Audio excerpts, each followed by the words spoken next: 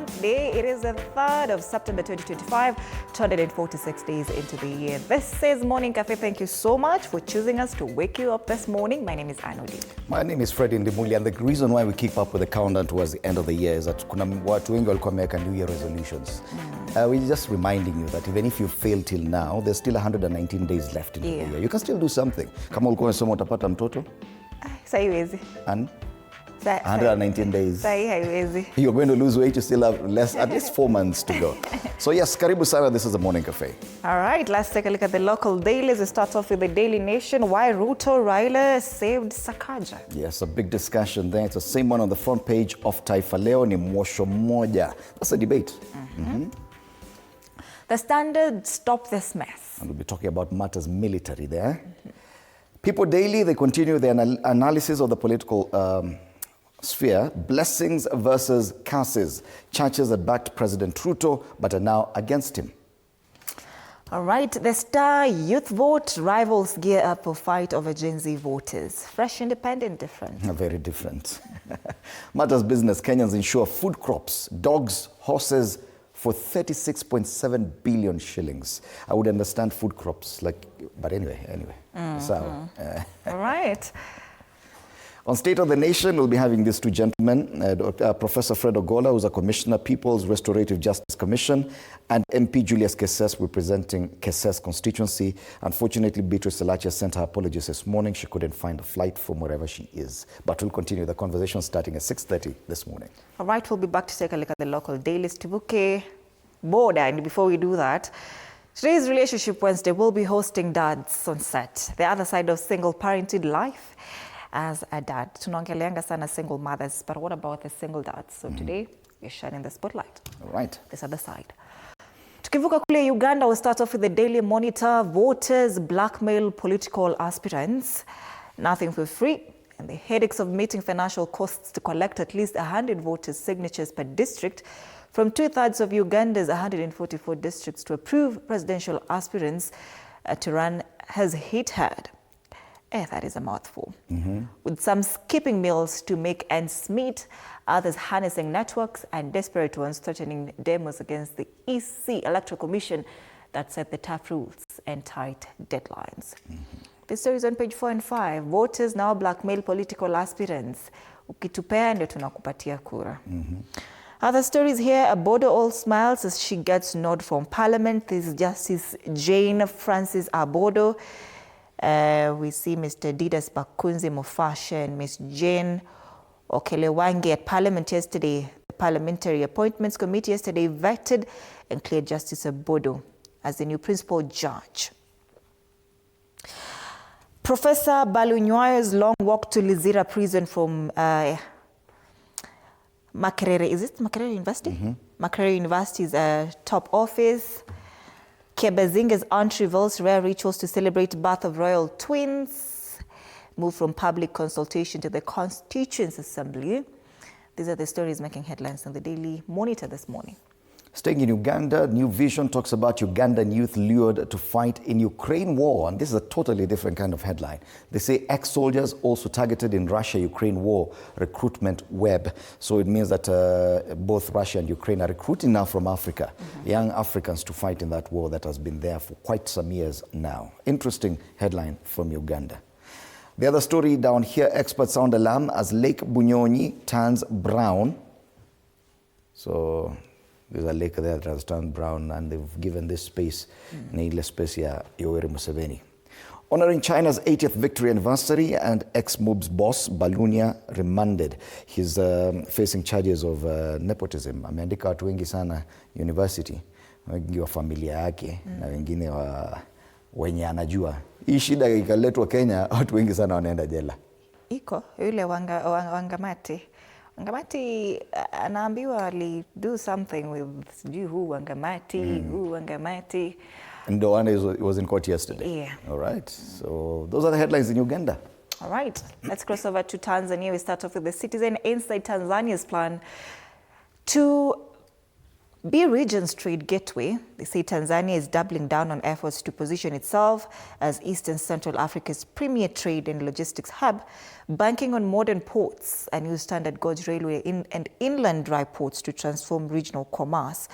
About 40% of cargo passing through Dar es Salaam originates from DR Congo, according to Tanzania's Shipping Agents Association Vice Chairman, that is Mr. Daniel Malongo. This is why they have to contend with Kenya. Hata sisi tuko hapo na hatutoki. Outlandish campaign pledges creativity or political comedy. Matters siasa pale, campaigns zilianza rasmi last week. This story is on page 11. On the top strip, Mwinyi vows to leave no debt as Zanzibar ups project financing, and where presidential candidates are amid no-show queries. Wamepewa magari na wanakosa kutokea. Right. Sasa zizidi kunoga kwenye ukurasa wa mbele wa Mwananchi, wasema Daktari Nchimbi sasa amuibua Mpina. Anasema mfikisheni salamu kaka Nchimbi.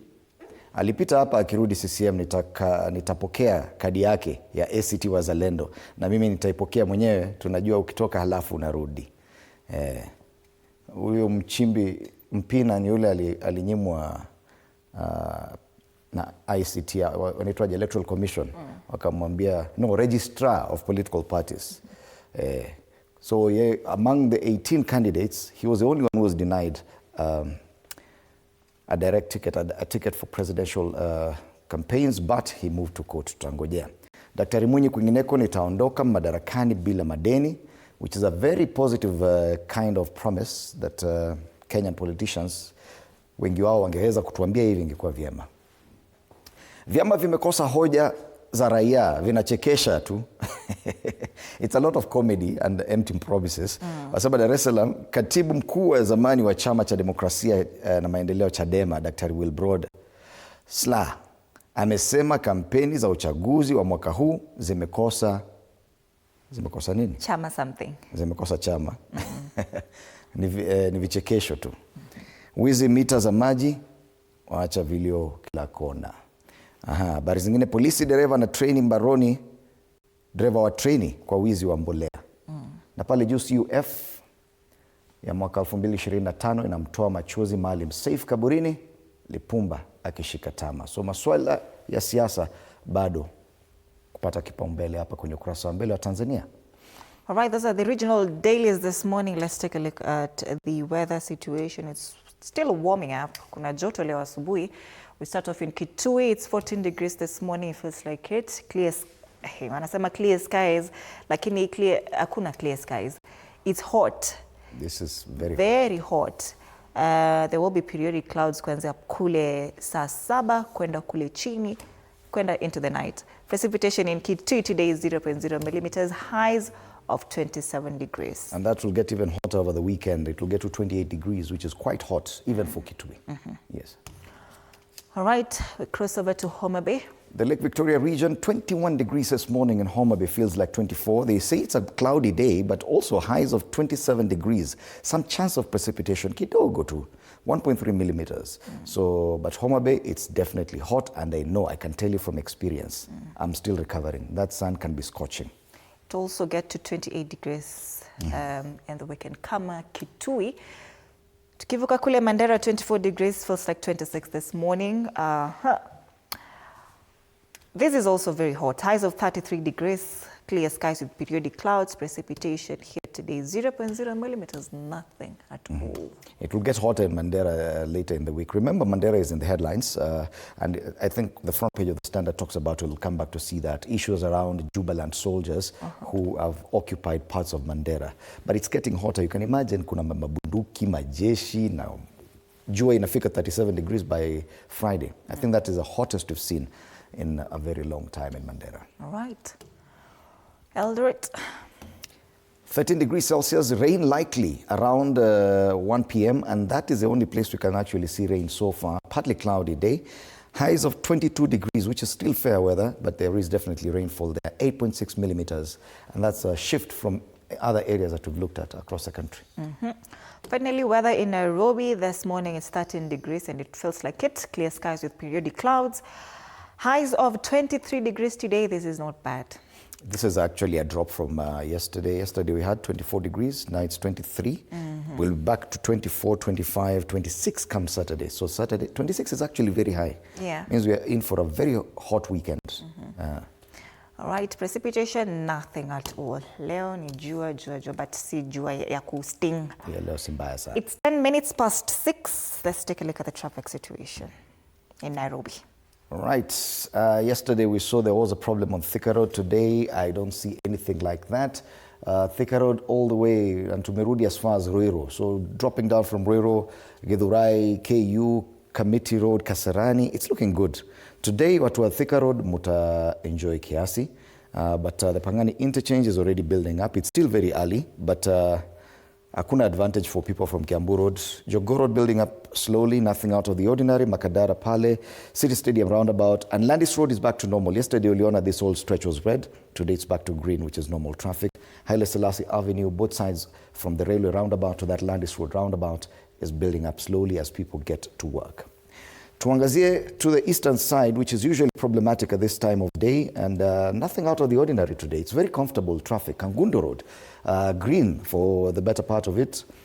Areas around Feather, Tasia, and Pipeline along Outer Ring Road also building up slowly. I've not seen one single spot of red this morning. Mombasa Road all the way from the airport past Imar Daima, all the way past Next Gen Mall. It's looking green all the way. And I think today is very, but it's really comfortable traffic. It's Wednesday. It's a Wednesday, yes, because it's never like this. There's usually a problem somewhere. ABC Place down into the city center, it's looking green all the way. So traffic leo ni mzuri. Enjoy it. But Muthaiga, kidogo imekuwa red, lakini ni sawa tu. Nothing out of the ordinary. All right, that's the traffic situation. 12 minutes past 6 a.m. Let's have the quote of the day.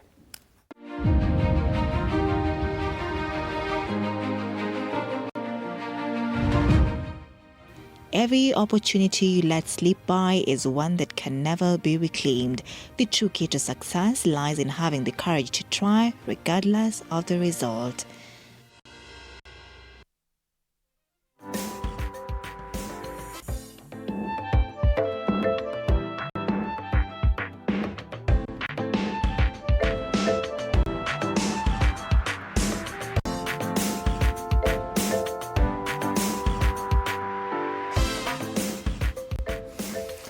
All right, we start off with the Daily Nation. Why Ruto and Raila saved Sakaja. It is a compromise, and President and ODM leader met hostile Nairobi MCA separately to broker truce yesterday. Say worry about disruptive poll campaigns in the capital city if governor and deputy are ousted. Fear of a showdown with former DP Rigathi Gachagua in by-election and impact on 2027. Concerns broad-based government critics exploiting ouster plot to derail unity pact. Why Ruto Raila saved Sakaja from being kicked out of office, according to this newspaper, is say the combined efforts of the president and ODM leader Raila Odinga that rescued Nairobi Governor Johnson Sakaja from impeachment have lifted the lead on the high-stakes politics of the capital city ahead of the 2027 elections. Now, fears of disruptive by-election campaigns in the event that both Mr. Sakaja and his deputy James Mushiri were impeached, display of authority in the city's politics, and scuttling any threats to the broad-based government were at the heart of the efforts by the two leaders to have the impeachment motion dropped. Now, ODM has given Sakaja 1 month to put things right with the members of the county assembly. He's too out of touch with issues affecting Nairobi and Nairobi residents. Question is, and this is what many people are wondering, should this be seen as an interference by the national leaders on whatever county assemblies are doing? Because they have a right to do their politics and determine what they want. Now, county assemblies cannot even push through with an impeachment. Wanaitwa State House, wanaitwa sijui wapi, wanaambiwa nyinyi wacheni maneno. Kunywa chai. Wacheni maneno. Should it be seen as interference anyway? All right. Other stories here. After 45 billion shillings NTSA deal, tycoons eye sugar trade. Businessman Farid Abdul Razak Sheikh and Jabir Abdul Nasir Al Kandi, who are eyeing a 45 billion shillings smart driving license tender, have made an aggressive entry into the sugar industry. Now there's a lot being said here. Kuna watu wengi wako involved here. Tinderet Sugar Factory Limited, inaelekea pale Abs Trading Limited, and then the owners there are Bernard Soy, Alfred Soy, Brian Soy, Lena Chesang, John Paul Kipyegon, Stanley Kipkirui, partnered with Jaramogi Investments. Yani, there's a lot. It's a web. Yote iko hapo on the front page, and this story has been covered on page 7 of this newspaper. And they're saying land tonnage and amounts involved in numbers. 45 million shillings is the value of the smart driving license tender. 5,000 Kenyan shilling, 5,000 acres inherited by West Valley Sugar Factory for Muhoroni Sugar. 1,000 is the size in acres of President William Ruto's land in Kilgoris. 1,250 tons of cane Tinderet Sugar Factory will crush per day.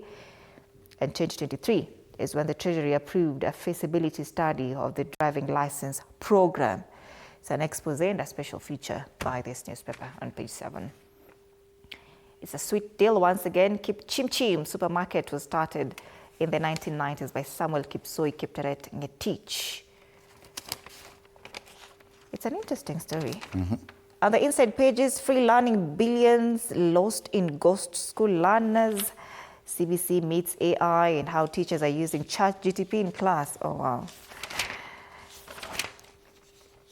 County bosses step up resistance to executive decrees. And on the back page, CAF Nations League will boost the game in Africa. Football Federation boss Motsepe says he's keen to grow football. And starlet striker Nanjala joins Saudi Arabian club. These are the stories making headlines, some of the stories making headlines in the Daily Nation this morning. All right. Similar story on the front page of Taifa Leo, anasema ni mosho moja. Gavana wa Nairobi anusurika kufurushwa kwa tundu la sindano baada ya Ruto na Raila kukutana na MCAs. Rais William Ruto na kiongozi wa chama cha ODM Raila Odinga walichangia pakubwa katika kumwokoa gavana wa Nairobi Johnson Sakaja asiondolewe mamlakani na madiwani, hasa kwa hofu ya athari za kisiasa kuelekea uchaguzi wa 2027. Asema gavana wa Nairobi Johnson Sakaja. Hii ni picha ya kitambo akihutubia maseneta. Walikuwa nadhani atafika Senate. Hiyo impeachment ingefika Senate, mambo angekuwa tofauti. Vidokezo zaidi, aliyefariki nchini Haiti atambuliwa. Huyu ni afisa wa polisi wa Kenya aliyefariki katika ajali nchini Haiti. Kwingineko, zigo la lipa mdogo mdogo. Waathiriwa wasema mpango huo unatumika kwa mtego wa kibiashara. Hawa ni wale wanunua simu wanalipa mdogo mdogo kila siku. Shilingi 70, shilingi 60. Every day. Mtu aliuliza kama kuna iPhone ya lipa mdogo mdogo. Utatoa hapo 2,000 kila siku. Director amesema watu wa iPhone wafanye hiyo mambo. Watu wa iPhone wanapewa za bure kwingineko. Haya, vidokezo zaidi, maporomoko ya ardhi yaua watu 1,000 Sudan. Wapiganaji wa Sudan SLM walithibitisha mauti hayo na kusema mmoja tu alinusurika. Tukirejea hapa nyumbani pale juu kwenye ukurasa wa mbele wa gazeti hili, wanasema ndoa ya Ruto na Raila yaibua joto. Ukuruba umeanza kuzua mchecheto kwenye kambi. Na hii pia kufurushwa kwa gavana wa Nairobi ingechangia pakubwa mchecheto kwenye ndoa hii ya Ruto na Raila. Masuala ya spoti, ubabe wa mapesa, uhamisho. Liverpool iliongoza kwa kutumia shilingi bilioni 72 hasa iliposajili Isaka. Gazeti la Taifa Leo. All right. Tukisonga mbele, The Standard, stop this mess. Foreign occupation. Jubilant fighters boast of seizing farms in Mandera and even thank Kenya for the warm welcome, quote unquote, as citizens flee their homes and government maintains an ominous silence. This is no isolated incident. From classrooms in Mandera turned into barracks to fishermen gunned down on Lake Turkana. Kenyans are left to bury their dead and abandon their homes as officials look away. The president is keen on politics. The CDF is missing in action, while the Defense Cabinet Secretary is only seen on the lawns of State House during cabinet meetings. There's a quote here from a Jubilant fighter. Kenya is our friend and has accommodated as well since early August after a fight broke out between us and the federal government forces who invaded our bases in Belet Hawa. We have no problem with the people of Mandera. And according to another Mandera resident, anasema, I have moved my 92-year-old husband to Softu together with our children. on a day mid last month when the village turned into a battleground for Jubaland and Somalia National Army. So tumekuwa tukisema yule Roads Transport Secretary ndiye amenyamaza sana, lakini it turns out Defense Cabinet Secretary, according to the Standard, is only seen on the lawns of State House during. I find that quote very funny, where one of the Jubaland fighters now says Kenya is a friendly country to them. Remember, this is just one militia, and they're fighting the Somalia National Government Army. So what exactly are you saying? That Kenya, just the same way it's been accused of being friendly to RSF in Sudan, is also friendly to a militia in Somalia? Mambo ni mengi. This story is on page 4 and 5 of the Standard. Other stories on the inside, because this is the only story on the front page of the Standard. Interesting. Page 4 and 5. You can take a look at it. Wangamati, 3 brothers and kin charged with stealing 70 million shillings. Similar to what we've seen in Uganda. Former governor's siblings alleged to have engaged in fraudulent procurement. They also allegedly submitted false documents for road maintenance. So basically, the governor was giving, the relatives some tender to supply 1 to 3. Lakini wote wako court. I wanted to say something, lakini I might be misquoted. Barchoken County contractor faced 2 million shillings graft charges. Rangers killed, missing Nakuru fisherman star witness testifies. This is Brian Odhiambo, and he went missing in January of this year. Hajawahi patikana. Other stories, that story on Mandera and where? In Jubaland. On page 4. They cover the story as well. Ruto and Raila have betrayed voters. Now these are the same MCAs who've been convinced to withdraw their impeachment motion. Now in this paper, they're accusing the 2 leaders of betraying the voters. So they're still not happy that they've been forced. Hence the question. Isn't this undue influence? If the MCAs are unhappy that the intervention by the president and the former prime minister is not what they wished for, isn't this undue influence in the workings of the county assembly? Lakini walikubali wenyewe. Walikubali. Wanaweza rudi na waseme wataendelea. Yeah, ni watu wakubwa, nani atawapiga? Ni watu wakubwa by the club. The story on page 11. Your favorite musician has been taken to court accused of rape in the US. Find out who on page 11 of the Standard. Noma sana. Noma sana. On the back page, why playing at Kasarani will be magical for Kenya. Kenya and Gambia is set for crucial 2026 World Cup qualifiers clash. The 2 teams have met once in in a draw last March. I really hope we'll see the same kind of zeal that we saw and excitement what we saw for Chan. Yeah. Yeah, this time around there are no millions for the Harambee Stars if at all they win or they beat Gambia, but they're still our national team. Are you going to show up at the stadium to cheer them on this Friday? All right, at 4 p.m. this Friday, Kenya versus Gambia at the Moi International Sports Center, Kasarani. That's the Standard this morning. All right, People Daily hapo wanazungumzia blessings versus curses. Churches that backed President Ruto but are now against him. Unaona hapa alienda akavaa uniform za kanisa zote, dini ya Musambwa, ule mwingine gani, alafu sasa ni kama hawaelewani naye. That story is on page 4, even as the People Daily continues with its analytical pieces on the state of politics. Their motto is different. Wanajiita People and Politics. Yeah. How Ruto and Raila came to Sakaja's rescue is also a big story, and that is current affairs. And the MCAs are not very happy yet. They are convinced. I've seen Robert Alai tweeting, because one of the people who convened that meeting was MP for Makadara, naitwa George Aladwa. So George Aladwa was like the chair of that meeting, lakini later, Robert Alai, who was the spokesperson of the MCAs, anasema Aladwa was very disrespectful to the MCAs. They're not happy. They are simply not happy, but they've been forced by these 2 leaders in some way. According to the dailies, if you read, they say they were forced to withdraw. Well, okay. Wengine wameambiwa hatutawapea ticket ya 2027 mkiendelea hivi mnaendelea. Ikabidi warudi nyuma. Why graft allegations may still haunt Governor Mutai, that's the Kericho governor who survived impeachment last week. Ilikuwa last week? It was last week, and this is a push by Senator Aaron Cheriot. Amesema justice, watu lazima wapatiwe justice. People of Kericho, these MCAs. Amesema it might not be through the houses of parliament. It might be through the DPP, DCI, something lakini lazima wapate justice. Okay. All right. That's the People Daily. The Star Youth Vote rivals gear up for fight over Gen Z voters. 6 million new voters expected to tilt the equation in 2027 election. This story is on page 6. Tumekuwa tukiongelelea Gen Z sana tangu last year around June. So they say rivals gear up for fight over Gen Z voters. This story is on page 6. Tuone Gen Z wamefanya nini leo.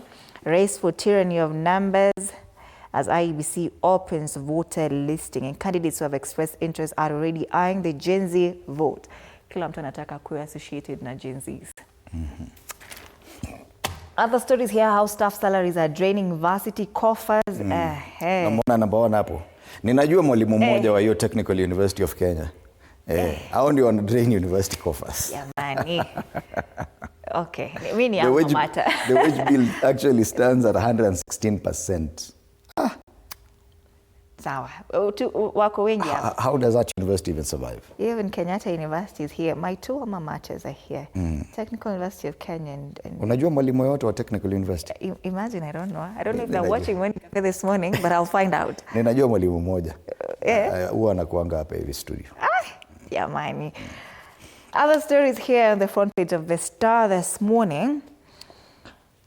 Sakaja apologizes to MCAs as Ruto and Raila come to his rescue. Lakini anasema pale, please save me. I like the photo they've chosen. Okay, this is from a previous event. But wametumia hiyo kama amepiga magoti ndo azungumze na baba. Hata kama ni wewe utamsave.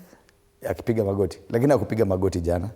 No, inamaanisha this is now their relationship. Maybe that is how it has been. He was given 2 minutes yesterday in that meeting to apologize. 2 minutes. When, you know, the meeting was 8 hours long. He apologized in 2 minutes. All right, he has 1 month to mend fences with MCAs or once again face their wrath.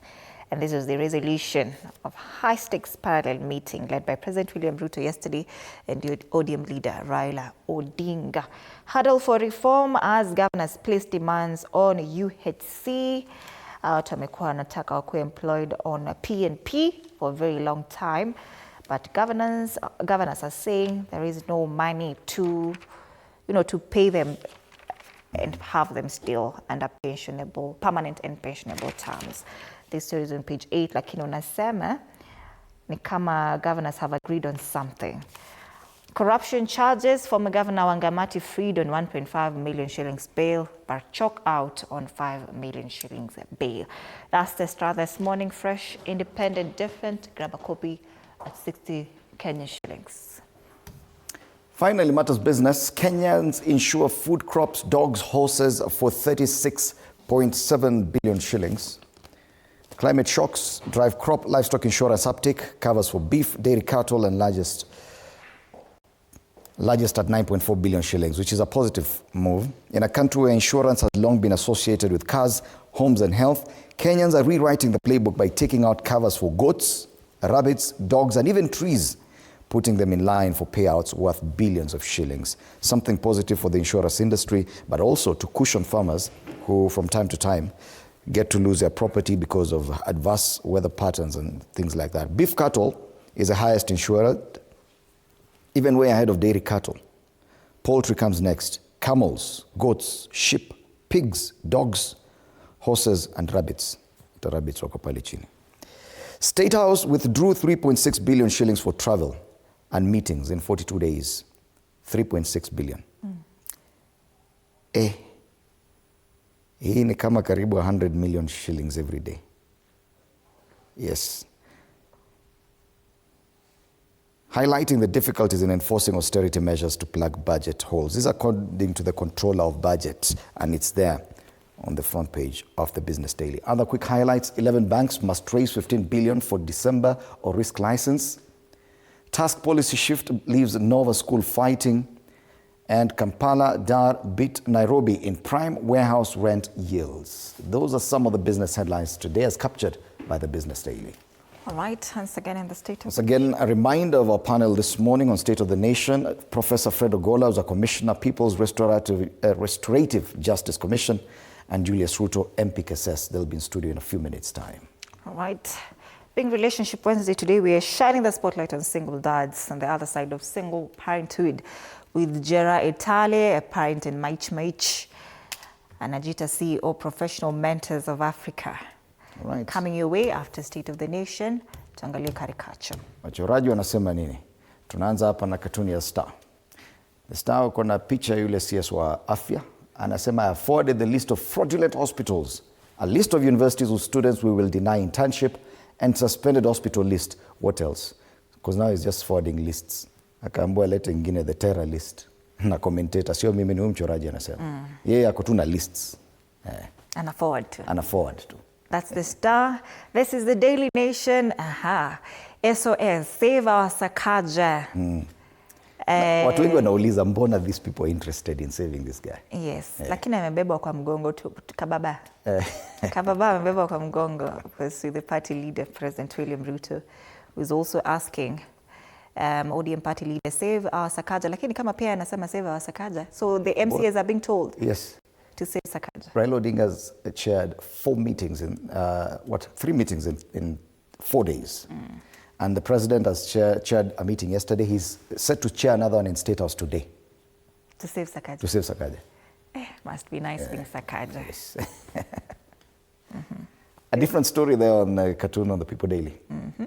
Matters ESCC hunting for SHA thieves. So ESCC is portrayed as a dog that is sniffing all these footsteps. But the nose that's being used to sniff has been locked with a very huge padlock.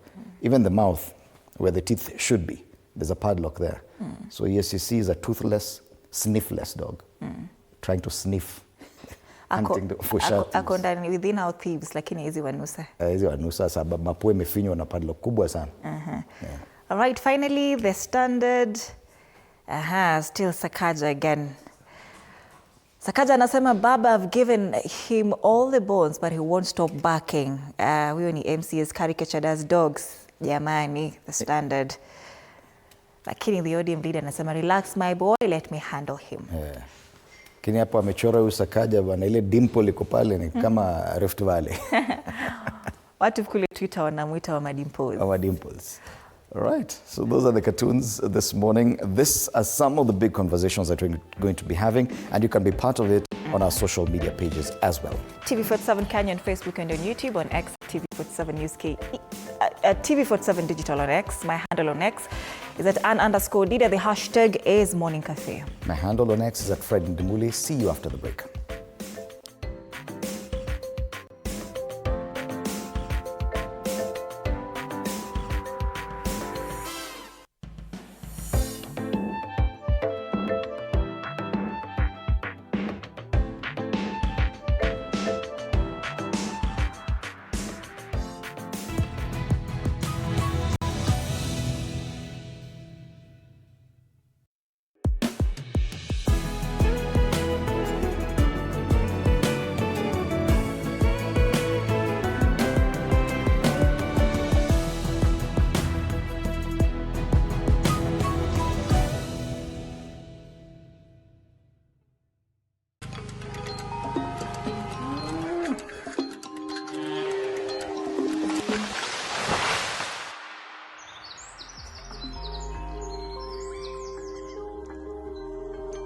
Our world is changing every day, and so should we, for the better. Each week, we tackle the big why, the question that should be on everyone's mind. Why isn't this fixed yet? Deforestation, global warming, and the adverse effects of climate change. The future isn't just something that we inherit, it's something that we create. Join us on The Green Fix as we tell the stories of those who refuse to give up.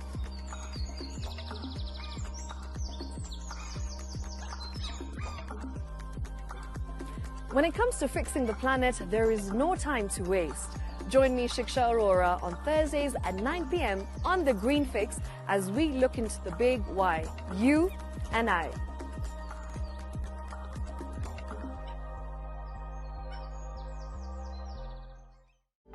For comprehensive information and education on your health, Body Garage is here.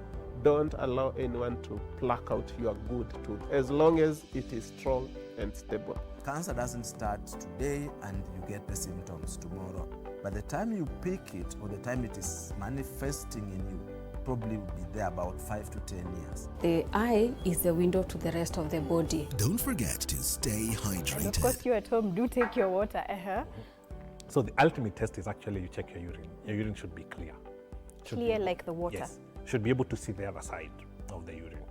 If your urine is colored or has changed color, you cannot see the other side, then you have not taken enough water. Don't forget regular health checkups. Early detection saves lives. I want the message be, we can prevent cervical cancer.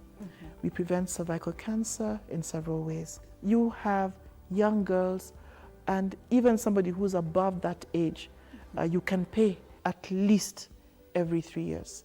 Somebody should have a pap smear done. If you are 40, 45, 50 going upwards, once a year, please go see a doctor. Yeah, it's just for normal routine maintenance.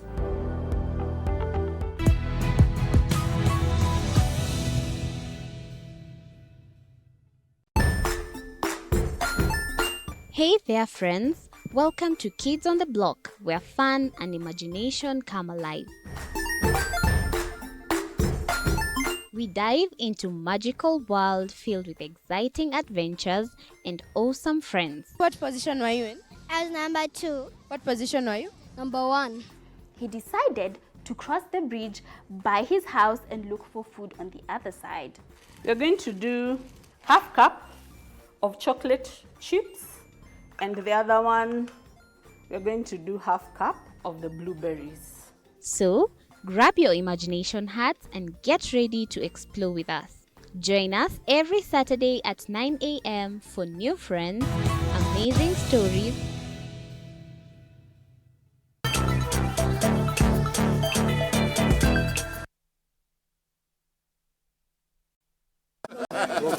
Nairobi Governor Johnson Sakaja bounced back from an impeachment threat by members of the Nairobi County Assembly after President William Ruto and ODM party leader Raila Odinga closed ranks to save the governor from the impeachment gallows.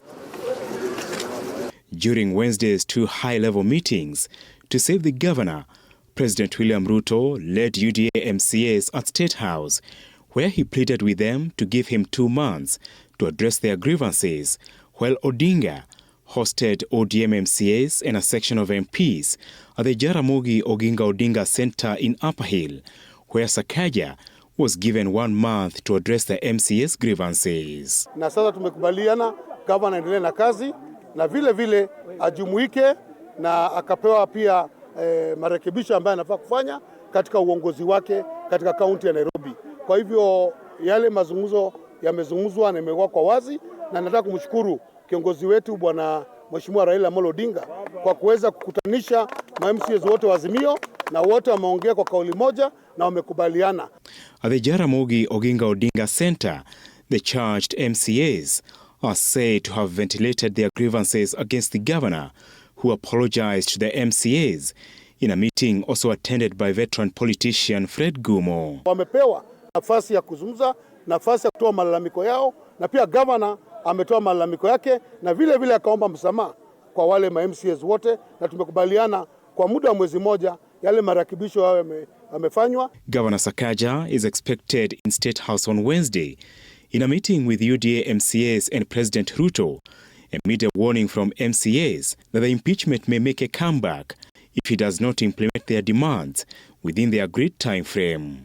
The most notable demands being the county bursary scheme, the ward fund, and road construction in the wards. Akirudia hayo makosa, sasa atabeba mzigo wake mwenyewe, lakini amekubali kurekebika na amekubali kurekebisha na amekubali pia yale ameambiwa, kwa sababu kitu kubwa ni maendeleo, na maendeleo kama ufanyii watu wako, na Nairobi ikiwa capital city inaangaziwa sana. Yet another political lifeline for Nairobi Governor Johnson Sakaja, courtesy of the broad-based government. His survival, though, has put him on trial on his relationship with MCAs and Nairobians ahead of the 2027 poll. Apul Kamau, TV47 in Nairobi. It's definitely the biggest talking point this morning on the front page of the Daily Nation, why Ruto Raila saved Sakaja. It is also there on the front page of Taifa Leo. Mosho Moja. It is there on the front page of The Star. Sakaja apologizes to MCAs as Ruto Raila come to his rescue. It is covered on at least 2 of our cartoons today from the dailies, and it's there on page 6 of The Standard. Ruto and Raila have betrayed voters, say MCAs, after Sakaja is saved. Definitely a big talking point. Allow me to introduce my panelists this morning. On my immediate right, Professor Fred Ogola, who is a Commissioner, People's Restorative Justice Commission. Karibu sana. Thank you very much, Fred. And Julius Ruto, MP KSS constituency.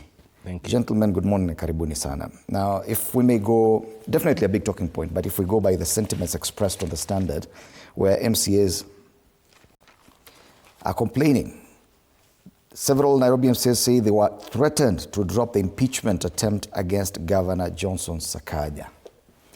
If we go just by that, and the fact that it's the national leaders, the 2 core principles in the broad-based arrangement, who are exercising influence on members of a county assembly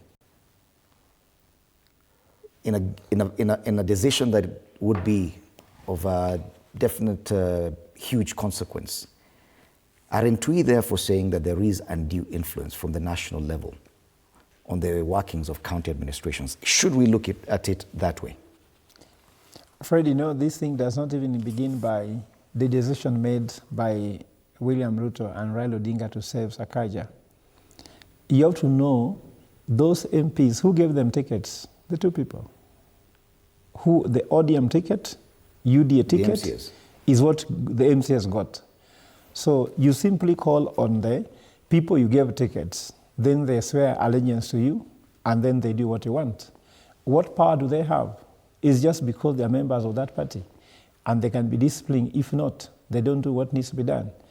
And I think that what we need to learn as a leader, I've been teaching corporate governance, and I usually tell board members, if you come to a board on behalf of another entity to serve in that board, your allegiance should now shift to that board, but not who elected you. For example, if you go to the board of Kenha, you find some people coming from surveyors, some come from engineers, some come from ISPAC, some come from LSK.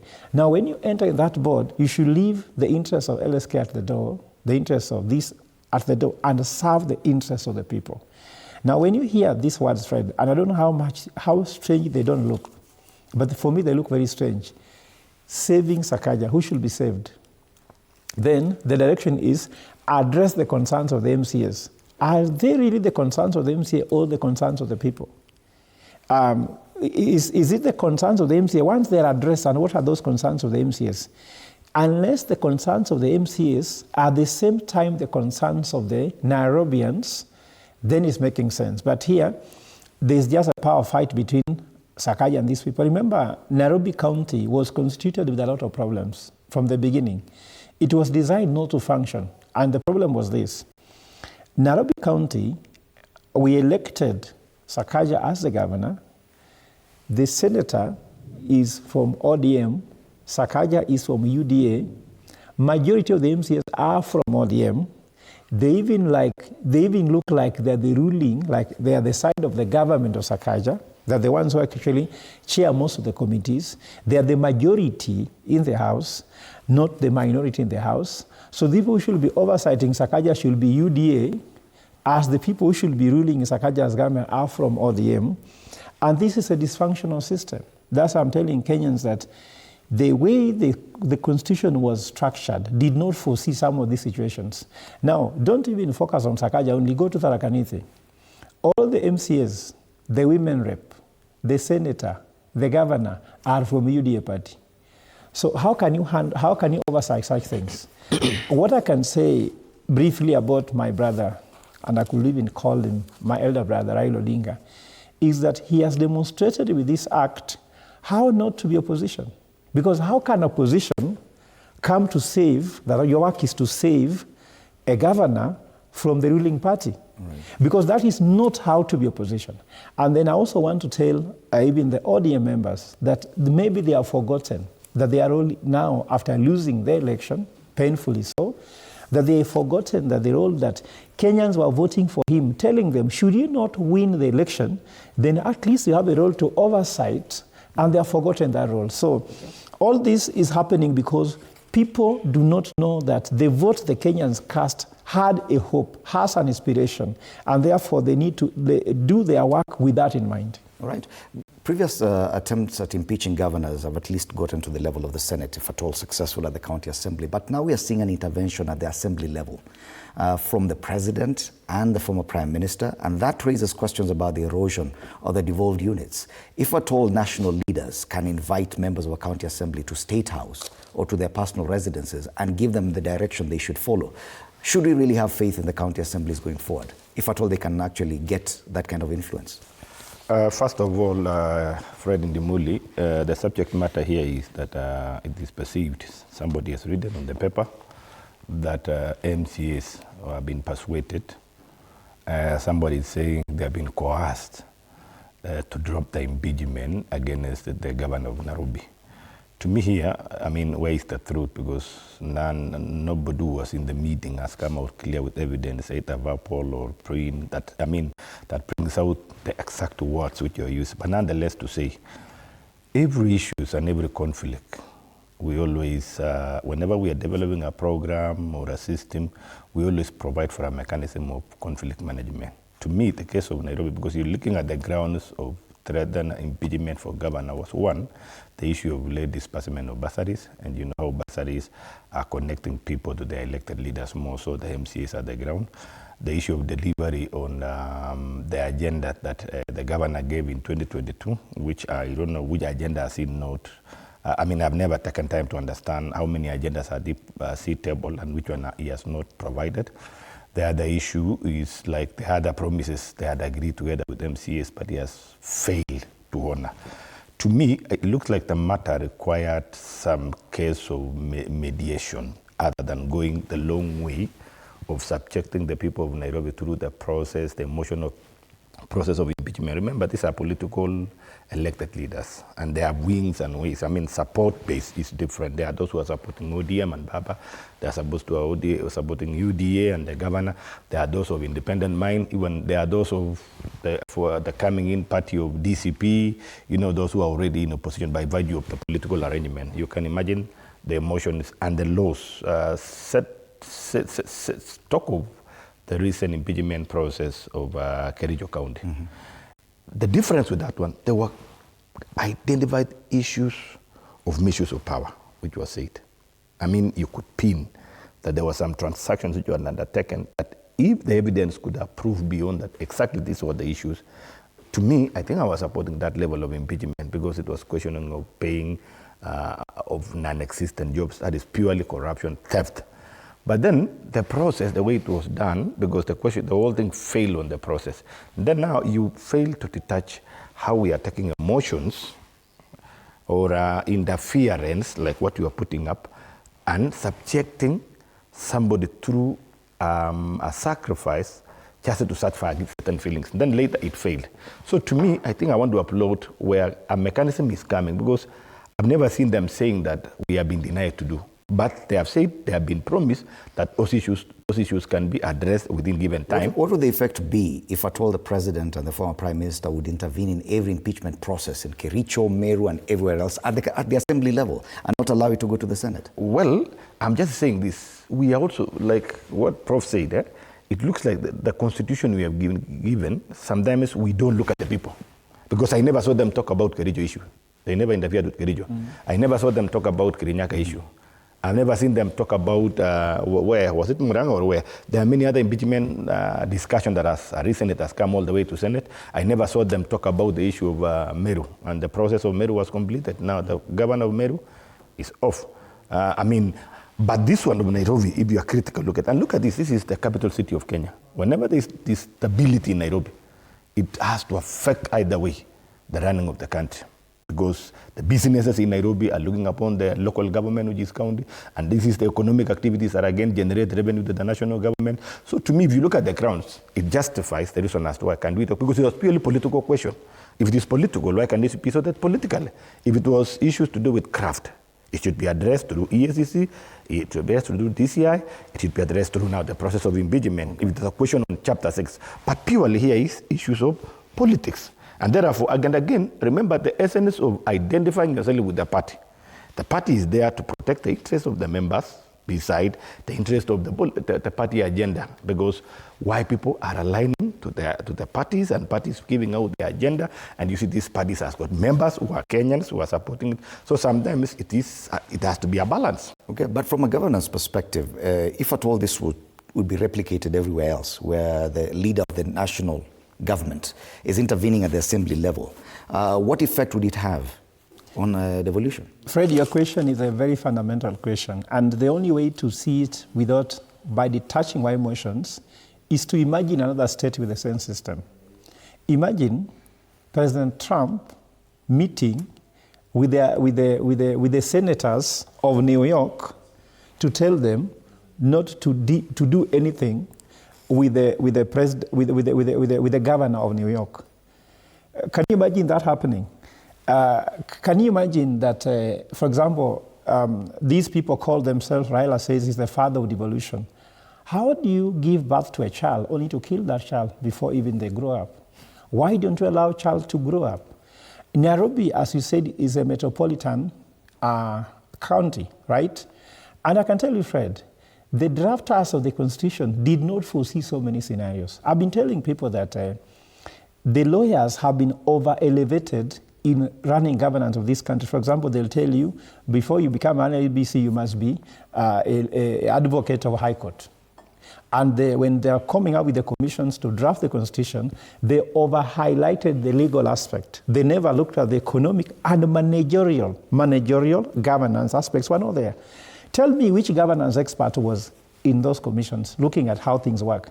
I've been saying that if there was an economist who was in this room, like me, we could have modeled how much it would cost to implement this Constitution, and we could have known that it was not going to be possible. It's like Fred signing a contract where you need to be paying 1 billion per month and you're not aware, and you sign it. They signed this blindly. We should model the governance structure, how we shall ensure there is no overlap, there is oversight, and there is compliance. And if you ask me, the president and the Raila Odinga have a lot of work to do. The president in this country, Fred, if you ask me as a governance expert, should only issue executive orders and allow other people to do their work. A president who is constructing a market, a president who is in CDF, a president who is in a county assembly, it is not just the Constitution also, but also personal leadership as decorum. President William Ruto has also told us how not to be president. I'm sure if anybody will go to State House in 2027, they will not use these notes. They will just use another playbook. And because we are not here to only talk about problems, what should be the way forward? The way forward is, what is the independence of MCAs in doing their work? Forget about even blaming those people. If you are an MCA, then you write on papers, we have coerced.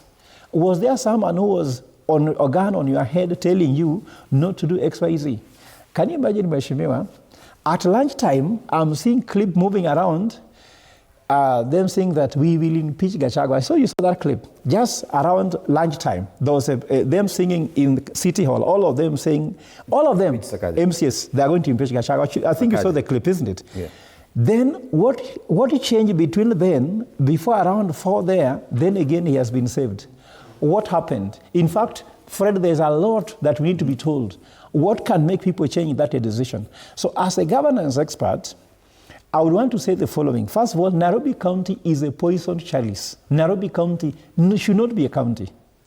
And I can tell you, if you go to New York, they brought out there's a state called Maryland and Virginia.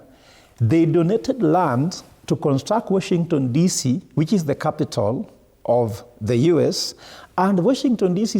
is not a state.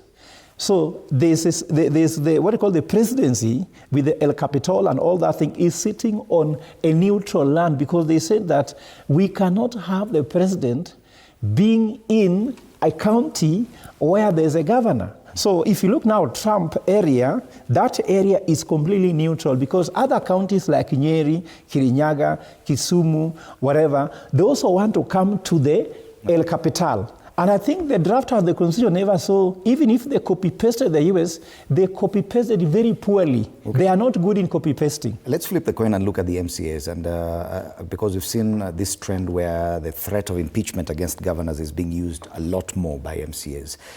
Do you think to some extent they are misusing it or abusing the same members of county assemblies?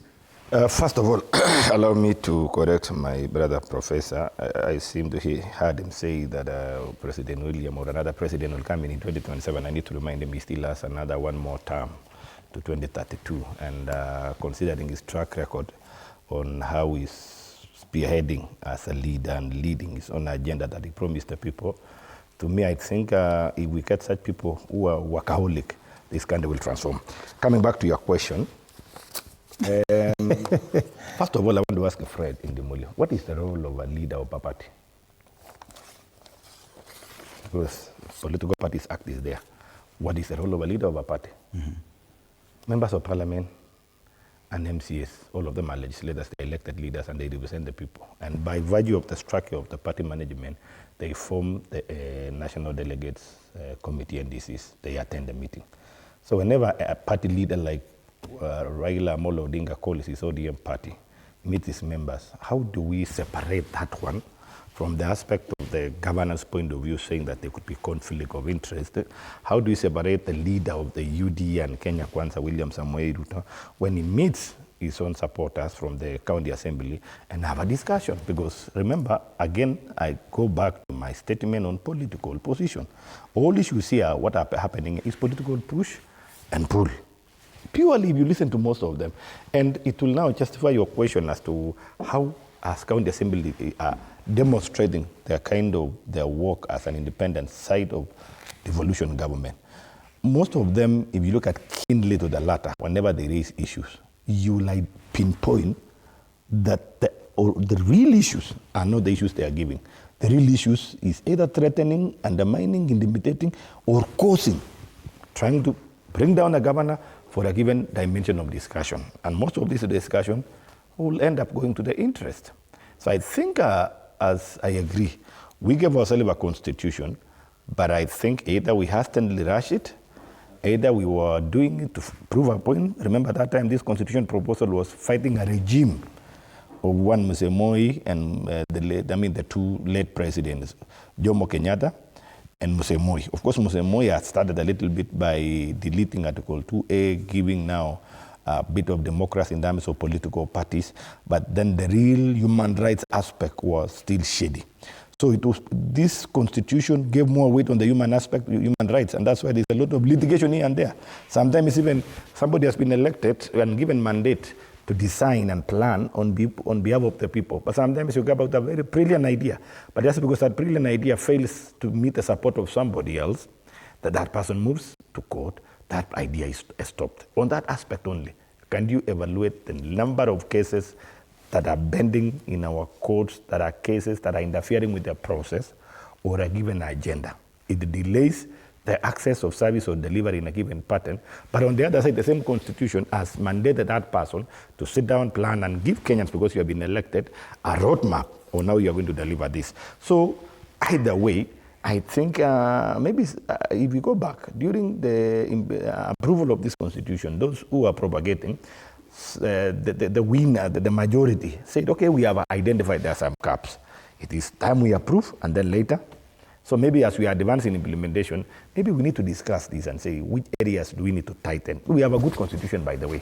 Let me also say that in terms of democracy, it's only us that we are abusing our democracy. Mm-hmm. Like look at the issues of picketing, demonstrations. Sometimes we overdo it and deal with interfere with somebody else, right? You know, you want to push your right with a level where you can interfere with someone, your colleague Kenyan, who is not on your or agitating on the same issues on you, because we are varied in terms of trade agendas. But now, when it comes to county assemblies, at times I want to call that we need to have kind of a stable, a level-headed grounds. Either we need to look at the law and see which grounds qualifies an impeachment. So that when people differ, I was in county government, for example. When I was in county government, I was in issue 2019, just because of fighting on the budget, that we need the following resources to come to each and every ward. I mean, they wanted to replicate probably like CDF or what. We want to earmark these resources. So, well, we are negotiating our CCC for finance. Budget is a highly negotiated document. We negotiated on some identified projects on roads, but we never quantified in terms of value. But MCAs pushed it so much hard that we need to have a specific amount. The governor then, Jackson Mandago, said, look at this. The moment we go this direction, we are going to lose on the clear agenda of the county because we have a broad map agenda that we want to utilize this road. Like county of Uasin Gishu is an agricultural area. What are we going to do about our farmers? Other than doing roads every year that will give us political advantage for a short time, for a re-election, after 10 years, after 15 years, after 20 years, where will our county be in terms of healthcare, in terms of agriculture, in terms of sports, for example, because Uasin Gishu is known as a city of champions, in terms of industry, because agriculture will look at the production level, look at the transformation level in terms of value addition, so that you can give wealth back to the people. You know, because this is the core livelihood of the people. But MCA said, no, we want to be fair in the ground. People are complaining about roads. So what happened? Mandago took his hard position. They took their hard position. They vetoed power and approved a 40% ward development fund. Which it can be good because it is trying to address the issue of equity. Later, this thing has come to interfere with legislation. Because each and every MCA now is busy at the corridors trying to follow up his own 40% in terms of how far is it. Let me not say because I don't have evidence, but what I have heard people are saying, right now their powers have been weakened because they have been promised. If you play around, your issues that you are following, hate on procurement issues, may not come out. So if you look at those counties that have gone to that level and look at their strength of oversight, it is also weakened. So should a governor refuse to do that, for example, and a governor who doesn't have time to get in touch with the people? So sometimes a governor gets protected if you get close to your people and work for your people, identify yourself with your people. But if you come busy in coming to Nairobi, coming to meetings, you don't have time to bond with your people, that's where these people take advantage, because every Friday, every morning when they wake up, they are with the people and they begin to push on the people. But if you prove your leadership to the people, sometimes you are safe. Okay. But if you are weak, my friend, you will not see impeachment. Yes. All right. Let's take a break, and when you come back, we'll finalize on this conversation about the impeachment of Governor Sakaja that has now been postponed, not withdrawn, because the MCs insist it's still there and it's still alive. You're watching Morning Cafe.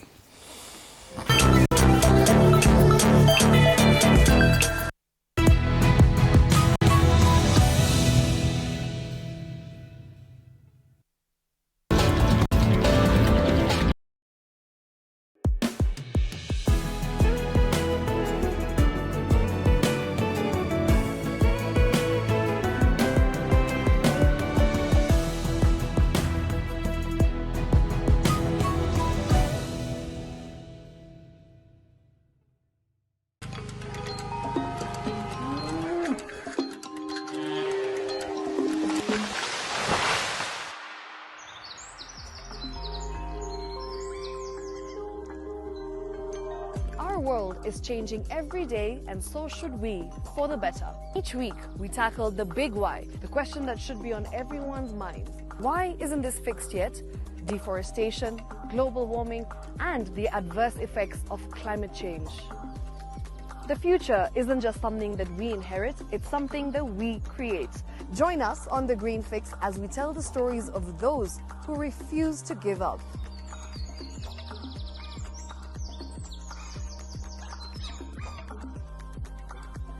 When it comes to fixing the planet, there is no time to waste.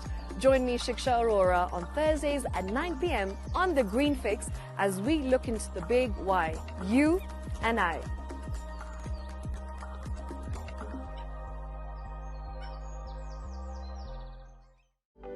For comprehensive information and education on your health, Body Garage is here. Don't allow anyone to pluck out your good tooth, as long as it is strong and stable. Cancer doesn't start today and you get the symptoms tomorrow. By the time you pick it or the time it is manifesting in you, probably will be there about 5 to 10 years. The eye is the window to the rest of the body. Don't forget to stay hydrated. And of course, you at home, do take your water.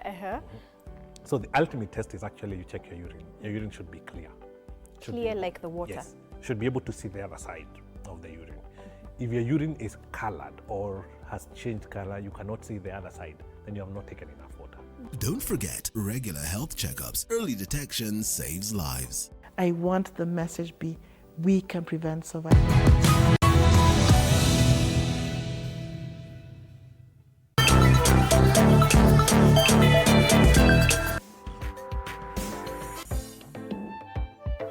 All right, welcome back. You're watching Morning Cafe on TV 47. With me, Fred Indimuli. We continue looking at the big headlines today with Professor Fred Ogola and Julius Ruto, MP Kesses.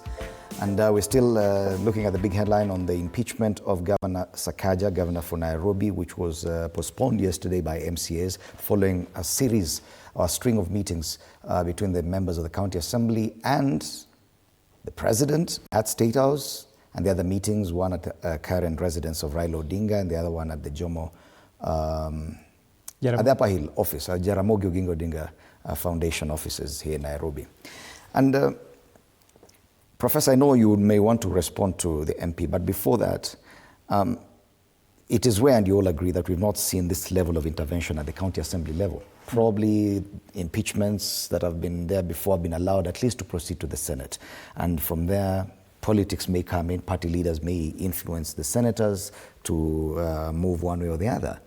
But are we saying that these leaders, William Ruto and Raila Odinga, given the kind of pronouncements they made with regard to Parliament, that there's a lot of corruption, and they quoted an impeachment process concerning one governor, that may have created such bad blood between the two levels, that the president and his compatriot, Raila Odinga, are not comfortable enough for this to get to that level? They'd rather handle the County Assembly. Actually, if you ask me, if you look at how Sakaja was elected, remember Azimio took Sakaja to court that he's not qualified to run because he had no degree. I think that's on record, isn't it? And Raila Odinga was the one who was leader of Azimio. I was in Azimio at that time. I knew how much conversation were going in the corridor. They wanted, Azimio wanted Igade, and they thought that by putting Sakaja to the sword, that he has no degree, would actually be a very good thing for Igade. In fact, why they were very adamant to this. Now, when you come to your question, what is at stake for Raila Odinga and William Ruto is the answer to why they cannot even allow it to begin. The deputy governor is Muchiri. Muchiri, you may like what you like, but you might find that maybe he would be with the opposition of some kind. Like if he becomes governor, if Sakaja... Actually, this impeachment was for both of them. Yes. Interestingly. Yeah, but I'm trying to say Nairobi is such an important thing for them. But also, there was likelihood that Muchiri could survive. So I'm trying to tell you, he would become a governor instantly. And in fact, if I look at things more or less move towards Sakaja, not more for Muchiri. And could you imagine if Muchiri is the governor? I don't know, but I think there's some information I have that Muchiri would be more working with Wamunyoro, isn't it? This could be a very big shame for the president in Nairobi. Secondly, for Raila Odinga, during Raila Odinga AU forays, some information has it that Sakaja was actually paying the bills. I mean, he would be anywhere where Raila is going. I'm sure you know. We travel here. Sakaja was in the plane with Raila Odinga. That's why, even before Raila traveled to Addis Ababa for the election, Raila organized a convention for him in Bomas and stated that 2027 he will stand behind Sakaja. That created even some rift in ODM. Now you see Babu Owino was very mad because Babu Owino thought that Raila, as his father, would actually not support Sakaja but support him. So in that arrangement, Raila Odinga has been protecting Sakaja from very many often times. There's a time when Robert Alai used to bash him, isn't it? Robert Alai confessed in the media that he received a call from BAMBA and told him, leave that guy alone. So what I'm trying to say is that a lot was at stake if Sakaja was even to go through this sword of impeachment. And they also add the fact, you talked about the fact that it will take a lot of effort to save Sakaja at the Senate. So why do you wait? Like, for example, Fred, when the policeman arrests you on the road and tells you you have made a mistake, and instead of accepting to go to the to the police station, where now the process, another level, you've been booked with OB, you might actually sort out this one on the road. Like Jesus says, talk to your enemy before actually reach court. So maybe this was the way to try to divert that attention and ensuring that this is nipped in the bud. And I still repeat that the structure of Nairobi County, look, the first governor was Kidero. He never saw second term. Then Sonko came in.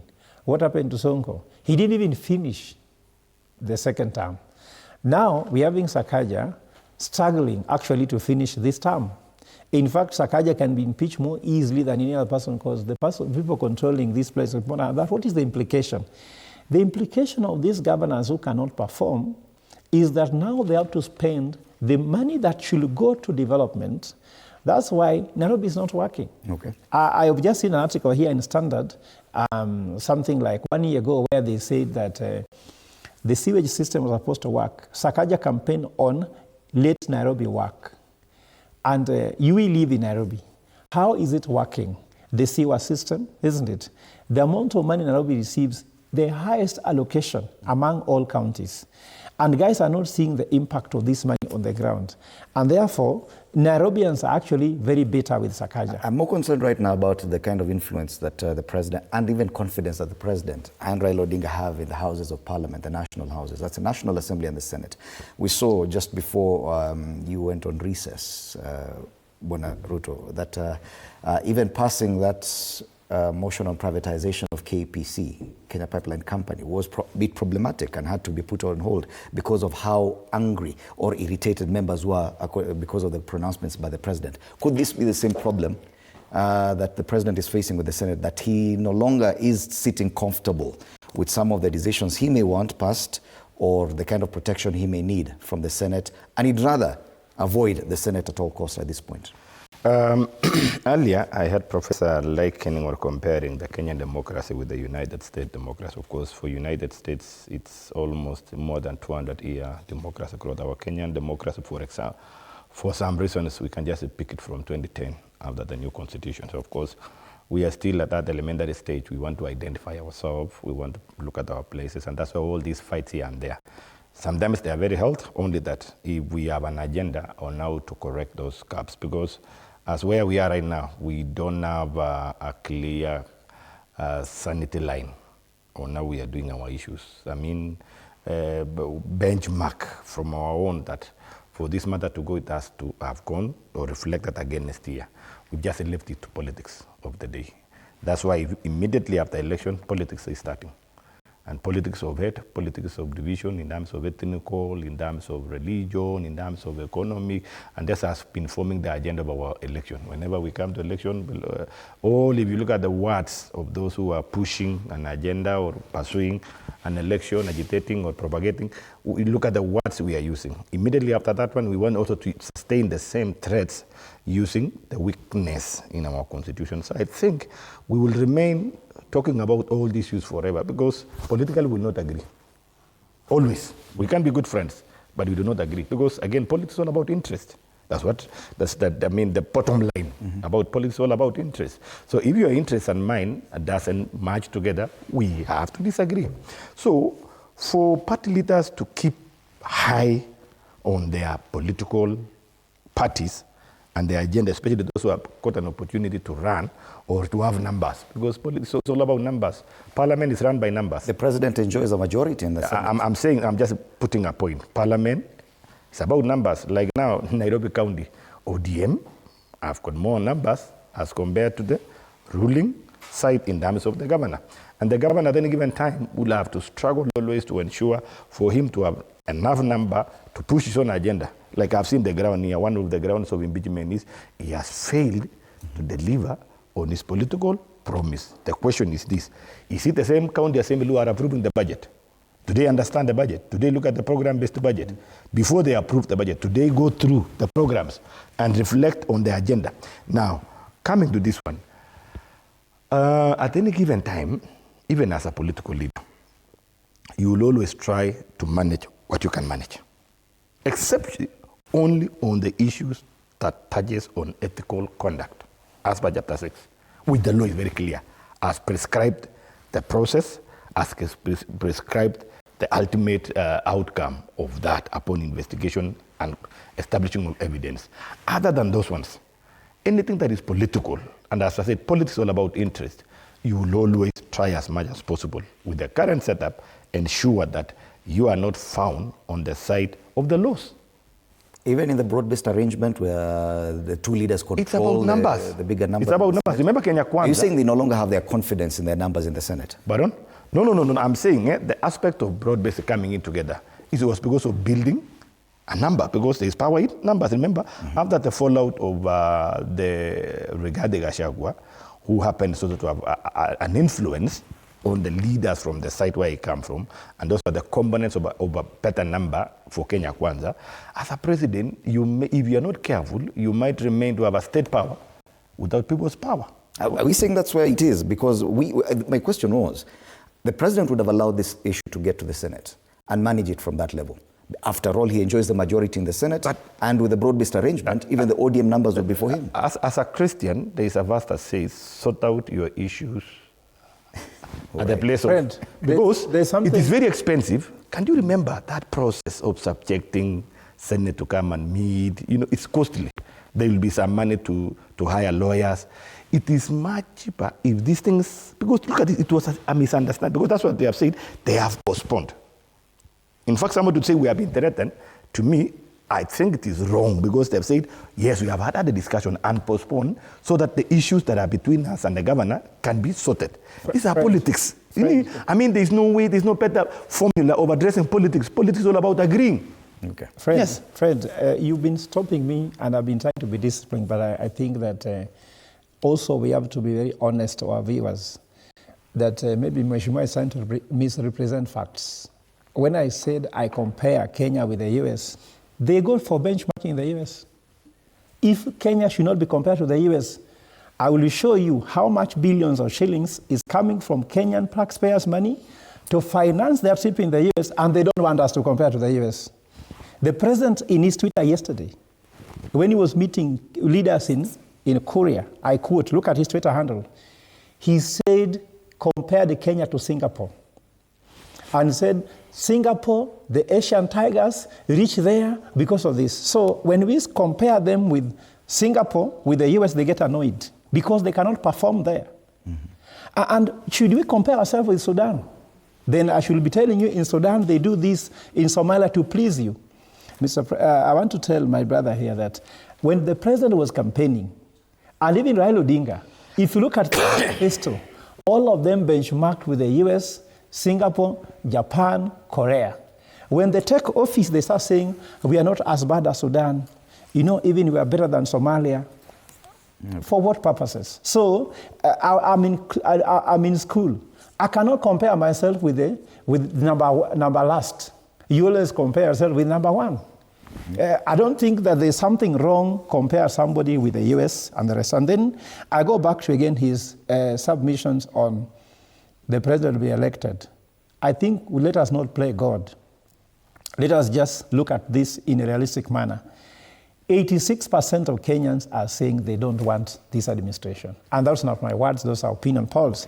And if I look at jobs created, I can count and count. But let me just go again to the same question I'm trying to explain to you here about why these people can't go there. The games they have been playing in Parliament and Senate, unfortunately, he spilled out the beans. So it's like when you are trying to do fishing, because I come from a fishing community, after you start the water, you can't see clearly, so you won't follow there. So they already started the water by saying these people are corrupt and the rest. So either they have to elevate the envelope, even to try to tell them, I'm sorry, I reveal our secret. For example, if we want something out of a bribe, and they have exposed the people usually bribe to get you right. When you go back, they'll either reject your offer or they give you harder terms. Okay. So I'm sure that the terms of doing it will be more complicated for them. And then if you look at the whole scenario that is happening here, also there's another factor I wanted to bring. Why it is so risky now to go in open in the Senate to deliberate whether Sakaja should be impeached or not, is to realize that the ground has come also very volatile against the elected leaders. The Gen Zs, the young people, are saying we should drain the swamp. So some senators, by actually going to support the motion, either to impeach or not to impeach, they will also have implication whether they can be elected. Right. And some MPs also fearing that the stance you take, for example, people are telling some MPs who voted for the finance bill that vote was a vote against the people. And therefore the people react. So there's a lot of dynamics taking place there. And then last but not least, I think the president has opened so many fighting fronts, and having all these things plus Sakaja's impeachment could actually complicate things. And my advice to the president is this: please stick to 1, 2 things and do well if we really want to be elected. Because if everything is noise, but there is no signal in the execution. And Fred, the biggest problem of this administration, from the national government to county government, they talk about big dreams. But there's one thing which is clear: there is no culture of execution. Okay. People talk more of short-term gains, these short-term gains where people talk about short-term gains, but they are not we are more dominated with the short-term gain, long-term vision, and the success of the country. That is where the problem is. Allow us to move on, because now still on this relationship between the national government and the county administrations, a standoff is simmering between county governments and the national government over the future of universal healthcare workers. The Council of Governors has rejected the Ministry of Health proposal to absorb the workers under a 1-year funding plan, insisting the arrangement is unsustainable without adequate resources. It is one of the stories covered here, because there's also a conflict over the implementation of the e-procurement system, which the governors maintain they are not ready to take up. Let's watch this story by Fatime Suleiman. A standoff continues between the Council of Governors and the Ministry of Health over the employment terms of universal health coverage staff, as the ministry is pushing for the CoG to approve a proposal that would see UHC staff employed on permanent and pensionable terms, but only for a 1-year funding period. It was on the UHC whole ecosystem. We have agreed, we have gone very far with the validation. We just need to do check a small number of 62 where the variance. Tensions flared today during a high-level meeting between the governors and the Health Cabinet Secretary Eden Duale, as governors rejected the ministry's plan, insisting they cannot take on the responsibility of absorbing UHC workers without assurance of sustainable funding. The governors arguing that the UHC staff, numbering over 7,000, have yet to undergo a verification process, and further claimed they were not consulted on the employment transition. We transition them to permanent and pensionable if the 7.7 billion to maintain them on permanent and pensionable in perpetuity is included in the next DORA. Previously, governors had proposed that the ministry first disburse the necessary funds, after which the process of transitioning UHC staff could then begin. However, this position has been met with strong opposition from UHC workers, who argue that under the constitution, functions must be devolved first, followed by the allocation of resources, not the other way round. Waziri akuwe majo na hawa jamaa. They want to convert, to employ their relatives, to shortchange this UHC staff, and we are not going to allow that. That's just the latest in a string of disputes between the national government and the county administration. That one in relation to the UHC, employment of UHC workers. The other big one has been on another executive decree on the uptake of the e-procurement system. Yes, and I'm looking at a tweet here by Senator Ledamo Lekina. He says, if I were governor in Kenya today, I'd remind the nation county governments are autonomous. Under Article 6 and 176, executive power rests with the governor, not the president. The only lawful engagement is through intergovernmental relations, Article 189. Devolution means power belongs to counties, not an extension of presidential authority, and a governor is accountable to the people of the county, not to the president. But Ruto, this talks to a huge extent about the level of understanding about the roles that these governments play, especially in their relationship. Because we've had the president talking and saying this will happen and there's no going back on a policy on e-procurement, which is a good thing. But should that be the tone that the national government is using to address county administration? Thank you so much. First of all, allow me to restate my statement. I never meant to hurt my friend, my colleague here when I was talking about comparing Kenya and US democracy. Like as I'm saying, Kenya, you can evaluate from 2010 when we gave ourselves a new constitution. Yes, we are good to compare ourselves with the good democracies, but of course, when you're looking at the merits and demerits, you can look at the strength of that one in terms of maturity. No, it's not hurting me. Age. You just wanted facts. And then now... you're not hurting me at all, Mheshimiwa. And then now, coming back to your question. First of all, we have to agree on what the Constitution has given us under 4th schedule. Health is devolved. What remains with national government is policy. Let's also not separate provision of Article 43 on the rights of Kenyans to access quality, affordable health care. But where implementation takes place is county government. The revenues of now, leave alone the on-source revenues, the shareable revenues, has grown over time. I'm in Parliament. We had disputed the other day on agreeing on the division of revenue and deal it into mediation. Out of mediation, additional resources of almost around 7 to 8 billion has been increased. I'm yet to look at the reports of on-source revenues of these counties, notwithstanding the fact that the economic activities of each and every county is presumed to have developed, because for the last almost 17 years or so of devolution, interventions have been made by these counties, if they were clear on their agenda, on opening up space for business or developing economic activities that would also support them by generating, because the same constitution gave some level of fees and revenues to county governments so that they can balance off their budget. A good governor, at any given time, you have to plan. I mean, something that was purely developed is planning. The issue of systems like IFMIS, because EGPA is same as IFMIS, just been in existence, and I've never had complaints. The law is very clear. PFM Act is very clear. It prescribes that it is the role of National Treasury, not the Ministry of Finance, but the National Treasury with its own standalone act, which is given mandate to set the economic policy and manage the economic environment of the country. For the two levels, the power has been given to the Cabinet Secretary, National Treasury, to develop and prescribe a system that is able to manage the resources of the country, both in the two levels. The only ministry that has a law. I mean, I'm reflecting on the provision, on the tweet by Sakaja.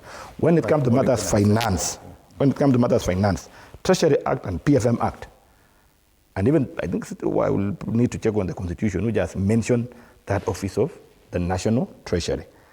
They are the one to generate revenue, provide mechanism or proposals to assembly or now to share the revenues, and of course also they have to prescribe a system that is going to ensure efficient and effective use of resources. What the Cabinet Secretary National Treasury is proposing on the e-procurement, EGB, listening to the pros, they are the best. Like if it's going to isolate or sort out the messes that have been there in the market, because they have not the benchmark of prices has never been there. I mean, people were on their free will. You could come with your product like that pen of yours and you could sell at 200 and nobody cares, or even 2,000 and nobody cares. There was a story of a wheelbarrow sometimes back.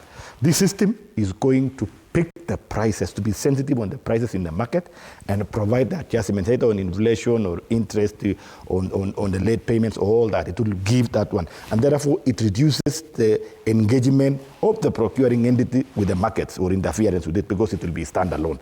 If it is fuel, you even don't need to procure now. Government, will have to have a framework with the fuel suppliers and what EPRA has provided, and it will. The end objective is to minimize or undertake savings. And therefore, what we've been budgeting, what people have heard talk about budgeted corruption, I think this is the right time to identify. What I only, and I have to be honest, disagree with my fellow CPM body, is I've yet to see whether he has provided a roadmap of system migration. That is all. That's exactly what the issue is about training. Now we want to change now. What I'm not aware, because maybe I've not been active on it. You've served in the county as yes. Whenever there's a system issue, and of course I'm not an IT, but what I know, whenever you're proposing a new system, there should be a way you can pair together or system run. You create an environment of a test run so that you have the viability or pick on the challenges and then remove. Because by now, if the law or the circular was saying by 1st July, I just found it this week, was it 2 days, that now the budget has been fully uploaded. Remember, we are almost at the tail end of the first quarter. We've not spent, we've not given services. So those are the issues, and I had the other day Cabinet Secretary complaining that there are people in the system who are not, or who are supporting. What I need to encourage my brother, by now, let's see action which have been taken. If there's an individual... A level of mistrust or a disconnect between the national government. Fred Ndimuli, you are a student of a change. Always when there's a change, there is what you call resistance. Because some systems, or some people have stayed in a line of a given system or a conveyor belt, there is a way they have developed their livelihoods. But whenever you shift and change, that person immediately develops the cold of being misplaced. They have always, it is nature on any system you introduce. But the essence of training over time, maybe developing and running, you pair the two systems to run and reflect, look at the results until and when the users, because the system is as good as the users. I mean, that is on, but the benefits of this system to me, it will serve the big questions Kenyans have been asking about managing corruption. It's not enough alone to say EACC are there, whereas the system is here are so porous and fagulated. The Council of Governors is complaining about lack of consultation and lack of alignment. What I'm seeing, there have been a lot of trainings. I'm seeing a lot of trainings going on, so I don't know which other consolation because is we're there. just hearing the president saying we're not going back on this thing. Should that be the way? And as he's going, why haven't they complained? Why I never saw them complaining about evidence? Why Fred, now this one? Fred, I think that we tend always to enjoy a lot of current affairs than asking the strategic questions. We can have a country that is every day's current affairs. Sakaja is being impeached. This is not. Let's ask the serious questions why we are where we are. I'll start with the issue of absorbing the UHC doctors to be taken to the county, isn't it? There's a mistake we made. The devolution of health was a mistake.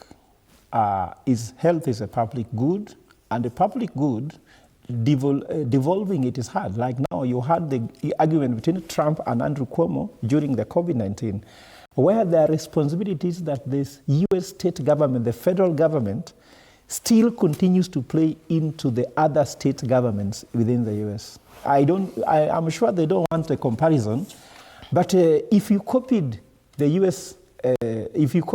Constitution, why don't you copy plus their behaviors? You want to copy a culture, but you don't want to copy the behaviors of that culture.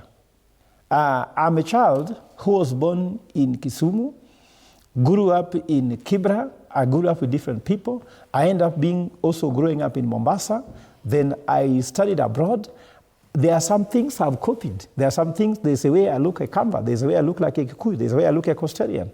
But I'm copying what I think can take us far. Why do you go copy the Constitution, but Constitution cannot be implemented without behaving like those people? So we have to do this. So for me, the question is, we were not supposed to evolve health. If I would be president, I would set up the Health Service Commission. Look, Teacher Service Commission, to take care of teachers. It could sort out that issue. And then the Health Service Commission will empower many stakeholders. For example, you bring all those stakeholders who are shouting and doing demonstration, you would put them to be represented in that Health Service Commission. Mm-hmm. Then even we can avert the doctor's strike every now and then. Why should we have a kind? You know, when a doctor is on the street, do you know what communication has with the patient in the hospital? Can you imagine, Fred, the day you are sick, that's the day you're seeing doctors doing mandamano. And this is happening to Kenyans. It's not happening to strangers in this country. So for me, the Health Service Commission needs to be done. And then I like the fact that they are quoting the freedom and the rights that the CS Treasury has in this system. Fred, when everybody wants their freedom, nobody can live in this country. It is created that freedom for a wolf is death for a sheep. A wolf has a right to eat any animal, isn't it? Just like a lion. So CS Treasury and let's say Treasury itself has a right to come with any system. But when Kenyans see Treasury as a wolf, then the governors are going to be the sheep, which the wolf will feed on. So as far as I'm concerned, public persuasion is supposed to take place between these people. The president should not go and start dictating. Leadership is about followership. People, friends, should follow you. Where you are at home in your family, people should admire you that they say, if you say left, they go left. If you say right, they go right. But if people have lost trust in you, so the second solution I have, because I don't want to vent, this government headed by William Ruto needs to get the Kenyans' trust. Fred, without trust, you cannot even have a meal with somebody, because even if here they'll put poison for you. So they are not trusting, one, that this procurement will ensure that the president does not put his cronies to get the tender. That's the first fear they have, and it's legitimate. The second fear they're having is that operational failure, because other systems being done, SHA has been an issue in the implementation, isn't it? These people have come with system after system. And then what's happening is that the president is in State House, but these governors are running a hospital where the doctor in the hospital, you find that you are ordering Panadol and the system failed, so you can't order it. And let me just explain a little bit, Fred, if you give me more time. When we came with devolution, I sit in the board of the Archdiocese of Nairobi, overseeing over 63 health facilities in Nairobi County, in Nairobi Diocese. Now, immediately devolution took place, CEC for health for counties were trying to order medicine for their counties. They didn't even know which kind of drugs are needed for which kind of hospital, because before the procurement was being done by the CS Health and PS Health. Because we know that in a fully fledged hospital, you might need you might just need what's called essential medicine. In a smaller one like clinics and healthcare, you may need basic. So they need to know that. So you're procuring medicine, which is not even commensurate with the thing. So the system has always failed, Fred. So if you go to the e-procurement, the following issues are there. In systems, we talk about garbage in, garbage out. So if corruption is at the national level, even at the county level, whether you change procurement from the national level to county level, that corruption will take place. And evidence is the following. The Controller of Budget, in yesterday's statement, flagged State House for spending 2.2 million shillings in printing per day. Those figures are there. Actually, I can even read them here. How can you be able to spend that? And they say that 800 million in printing per month. You get me? 1 billion advises the president. So the president is telling us, I want you to come to this system for efficiency, isn't it? In State House, where our father lives himself, he cannot live by those words. The second question I have, who built this system? I've done my research. The system has been built by Treasury, supported by World Bank, but they have taken another organization who has built this system for him, isn't it? That organization is based somewhere in Nigeria. You get me? That organization, it is William Ruto's organization. Now, we go to KRA system that clears even people to come bring vehicles here to pay taxes. That system has been built by a firm that only William Ruto knows. You go to SHA, it was another firm that only him knows. This is state capture, Fred, whereby everything is entering a system where it's owned by an individual. And these are issues we have.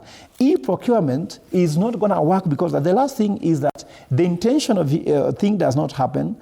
And I want to end by saying, you cannot be able to come in and you want to talk about efficiency if you can lead by that example. All right. And I want the president to come out clearly because they have flagged the expenditure in State House to have been overboard. Okay. How can he prove that he wants to bring efficiency in the county government when he cannot bring efficiency in his home, which is State House? As far as I'm concerned, you lead, others follow. Follow me as I follow Christ. If you take the route going to the devil, I'll stop following you. Okay. So governors are simply saying, if you want efficiency, we follow you as you follow efficiency. And the governors could be right based on Article 189 on cooperation between national and county governments on their relationship. Part 3 of that article says, in any dispute between governments, the governments shall make every reasonable effort to settle the dispute, including by means of procedures provided under national legislation. I don't think the issue is about the EGP, it's about the relationship. That the system may be good and very progressive, but the way the president is trying through a decree, through pronouncements to tell governors what they should do, that is a problem. The pronouncement by the president that they are not going back on it and every governor better get to it or ship out, that could be the problem. Well, first of all, I've tried to listen to my colleague here, Professor. I'm trying to relate his contribution to the question you raised, and I find that they are going far.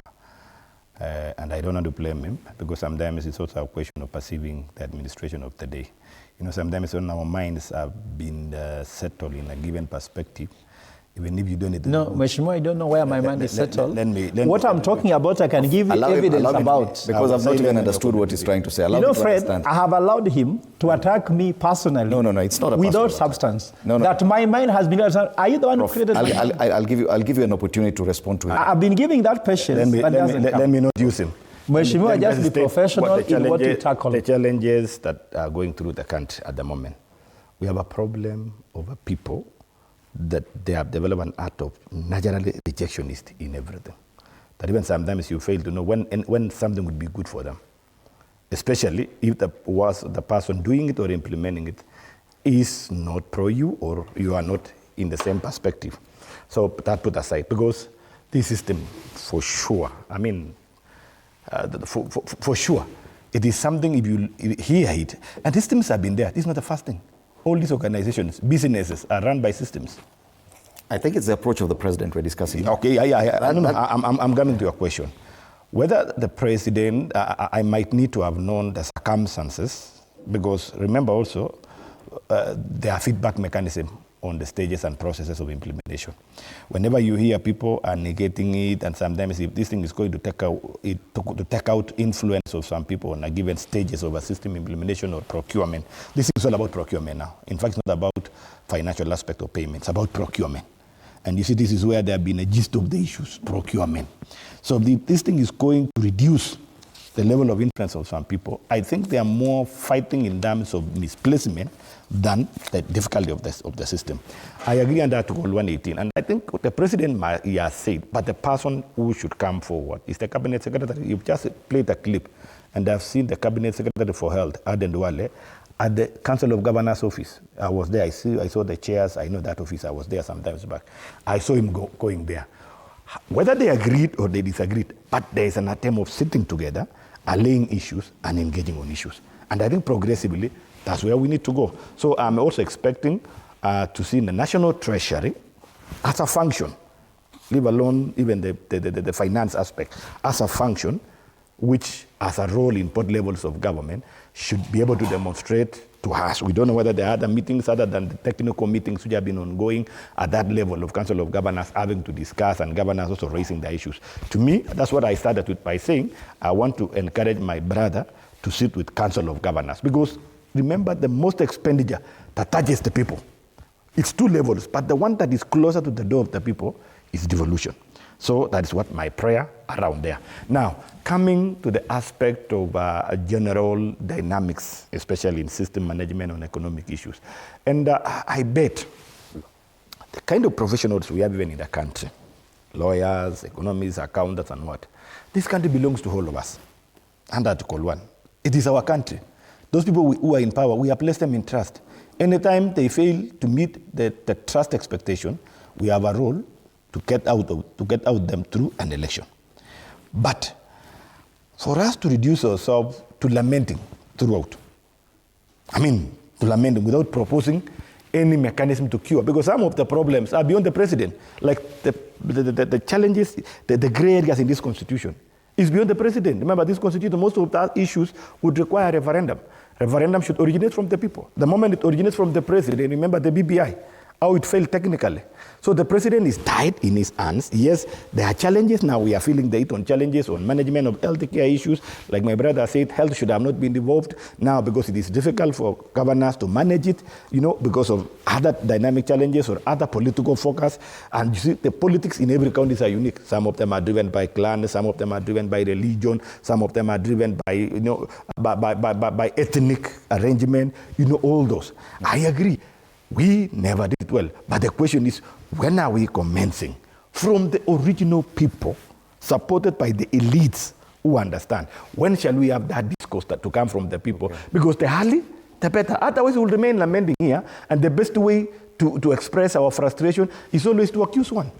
And whom are you going to accuse? You will accuse the one that you don't agree, you don't support, it's not your favorite. This is what is happening. For how long are we going to keep blaming the presidency? This is not, and sometimes even implementing even one issue, litigation, stoppages. Friends.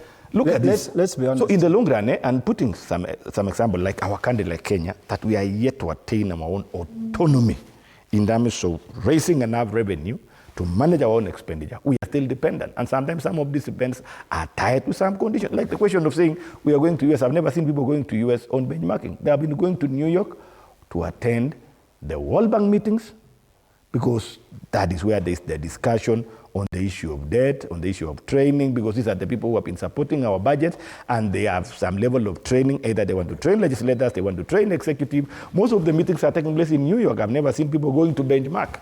Okay. Yes. Okay, friend. You see, he asked another question to me off air. If I have a chance to run this economy, how will I run? And that answers your question. You're saying we have never been able to attain a certain level of revenue to sustain ourselves, so we are dependent, isn't it? So you're not even sovereign. And the policies they are making is taking us away from that. We import toothpick. We import toilet papers. They promise that we will industrialize under this administration, isn't it? We are importing that. The farmers were complaining for importing 500,000 tons of rice from Japan. He will say again, there are rumors. These are truth. You have those information, isn't it? How would you be able to depend on borrowing? How would you be able to depend on importation? You turn the economy into a consumption economy than a production economy, and then you want to take care of your deficit. In economy, we talk about trade deficits. We talk about a balance of trade. Mm-hmm. We're having a huge problem with that. 85% of our exports are no value added, raw materials. You get me?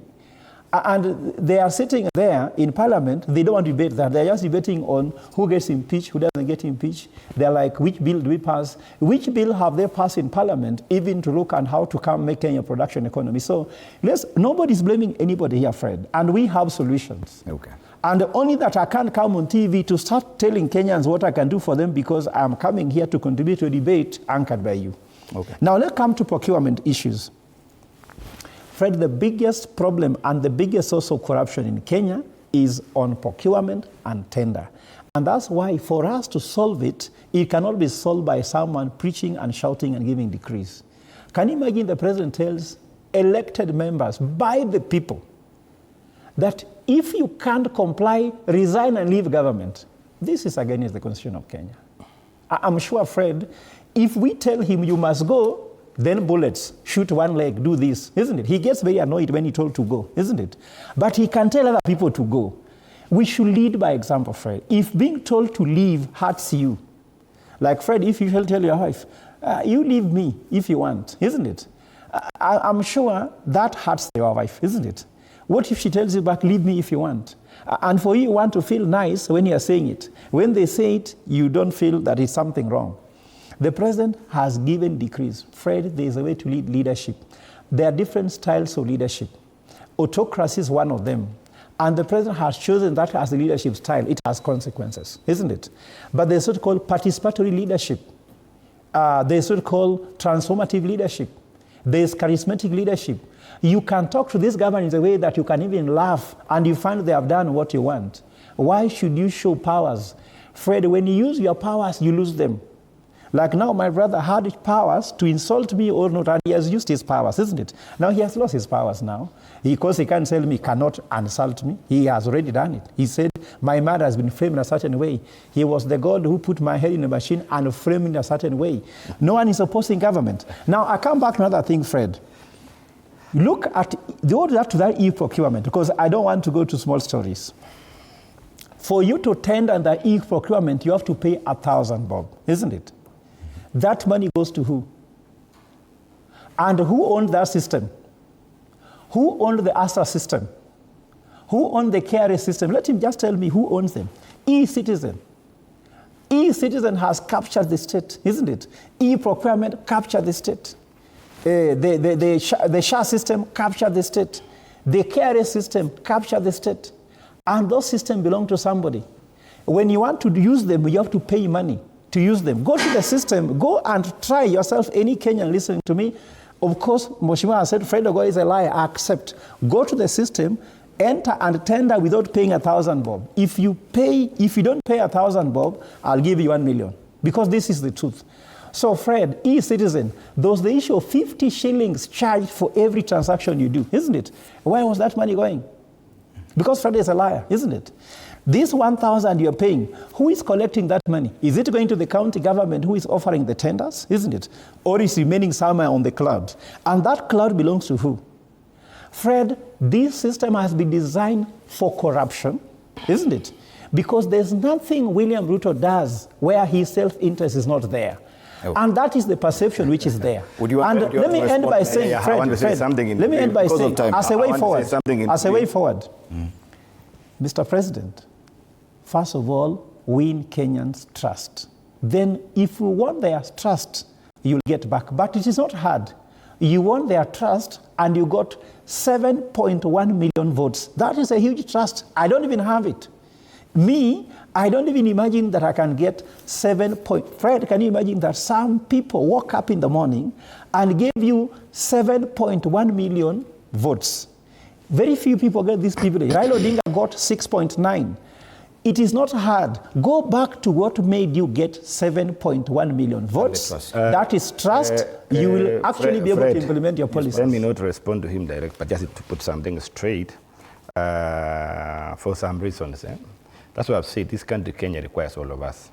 But if you find the elites are the ones stooping down to begin to pick on material and necessary issues on everything, like e-Citizen was not established by William Ruto, it was there. He has just come to improve and onboard government services on it so that to enhance service delivery and increase collection. The issue of expressway, also I was told it is Kenyatta family, I don't know. Now I'm told now this system is William. Where do people get all this information? Where, I mean, until anything that would have been good will be seen to be bad. Just by virtue of those, you see those personalizing things that will now be put on it. SHA was again condemned. Nowadays, you get people who have gone through hospital and they have been assisted, they will tell you, why not of this one? We will have not go. We talked of food. Food, we were importing maize. Now we no longer import. Nobody wants to speak about it. The maize, the flour, price of the flour at the counter, it was almost 250. Now it is around 110, 100. Now, in Finance Bill of 2024, and I had my colleagues say something about how it was bad. But I doubt whether I read it, leave alone the proposal, because the stages of legislation, the executive tables their proposal. But then the National Assembly, being an independent arm of the government, has to undertake this process and public participation. But look at the final product, especially on excise duty. There was one critical issue that this particular bill was trying to address to create back industrialization, the issue of edible oil. You know, we import edible oil and we have made it zero excise. Whereas Kenyan environment and weather can accommodate growing of sunflower. The coastal area can grow the issue of palm oil in quantities enough to be crushed, generate the crude oil to produce edible oil. So what was it trying to excise? Excise final product, reduce excise on importation of raw material to encourage production in the country and then ensure that local production can compete at the shelves At the moment, if you try to venture on producing even sanitary parts, there are entities which have already registered to produce sanitary parts which are cheap and quality. Quality can be controlled here. But you'll still find it is cheap to import final products from China where you don't control the quality. At the shelves, even if you want to manufacture in Kenya and put the two at the shelves at the counter in the supermarket or at the shop, of course the other one which is imported is cheap because of the preference that have been given through our own tax system. This thing, one day we wanted to correct it. Those are the steps. But what happened? Litigation. What happened? Agitation, maandamano, the attack on parliament. Finally, the president had to go the way of the people. And he never signed. Parliament, we had done the right thing. President never signed it. So who lost it? We lost it as Kenyans. But it is weird for us to always attack, to always say about it. But when interventions are made, I'm asking for Kenyans, when are we going to sit down and be a people of goodwill? Okay. For the first time for our country. And stop these sideshows that we want to attack in the Muli, we want to attack this one because it's not from my people, from my line, from my tribe, from my political party, from my profession, from my religion. When are we going to stop this one? And for some reasons, let's agree on issues that is going to lift us. Otherwise, where we agree with him, we are a trading economy. And we were comfortable like that because we want to allow those guys who are benefiting, the few guys who have muscles to import. We want to allow them to topple on us and reduce us to be a trading economy to trade with us. The moment we want to liberate ourselves, they are there spreading their money. The issue, like the issue of managing environment, the eco-levy. If you look at already now, the policy of the former CS on environment who end up removing the issue of plastic packs, at least you see transformation. So the aspect of managing, if it leaves laptops after when it dies, you see we don't have a place to dispose them. So we are trying to say, can we have a law that binds the HP, the producers, at a given time, either they give some money or they provide a mechanism of managing our environment on disposal. So all those things, they are good that can manage our country. But with the rejectionist-minded people who have knowledge, who can mobilize themselves, and they can move there and attack on everything. But you see, for Kenyans, we are naive because our level of literacy is still coming slowly. So we want to take advantage of Kenyans who are still learning, who are the masses, and at the expense of destroying our own democracy, because we are abusing the democracy again that we would have enjoyed.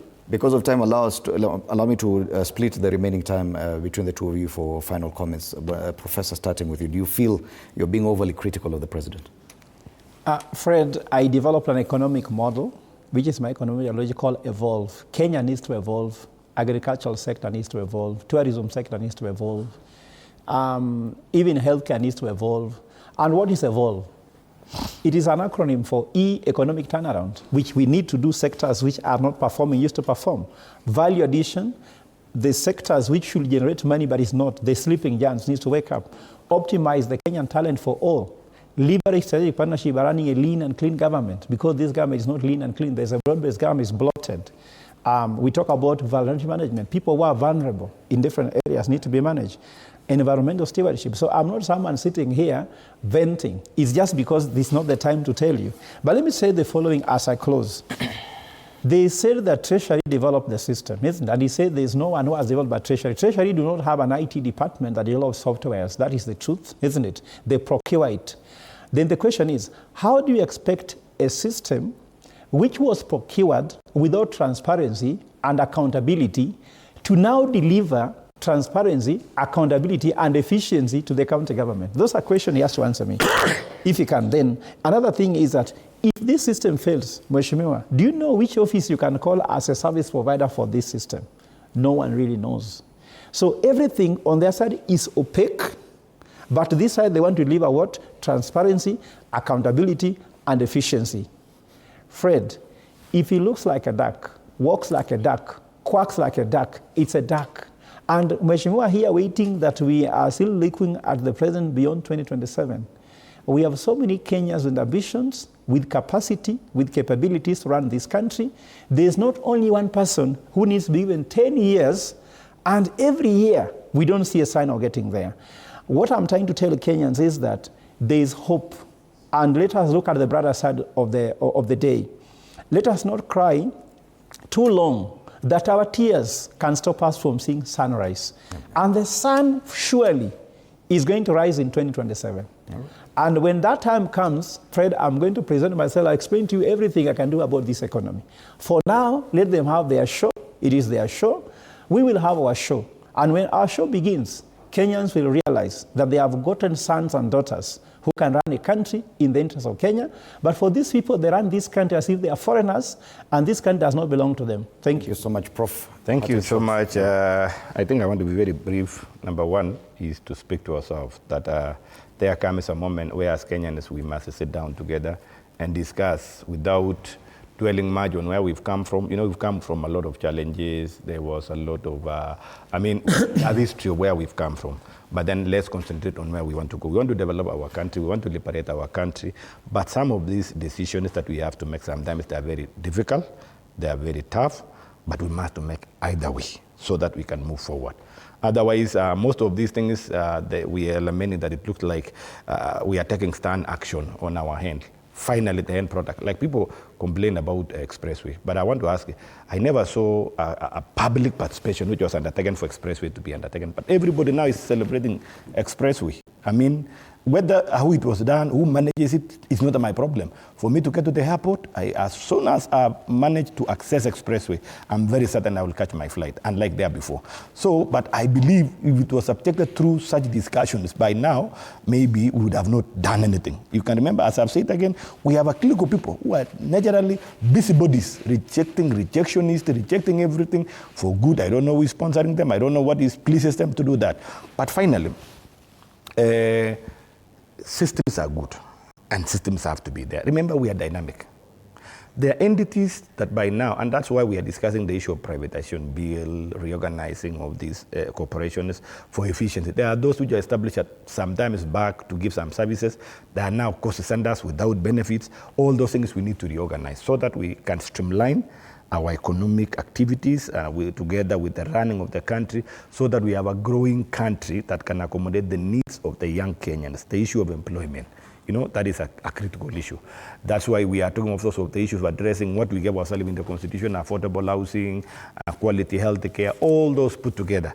We are trying to sort out them now through this regime because you keep procrastinating up to when? It only calls for one person to stand firm and to execute, though with a lot of stones being hauled on him at any given time. But I want to appreciate the president because he's standing firm and accepting all this for the sake of us to move forward. At least we have a discourse now as a candidate to move forward. Thank you so much, and I want to appreciate and asking my brother now, let's step down feelings, let's move together.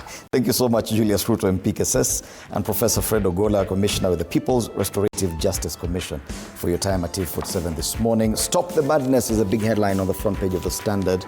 On the Daily Nation, why Ruto Raila saved Sakaja. It is a similar headline on the front page of Taifa Leo, anasema Mosho Moja.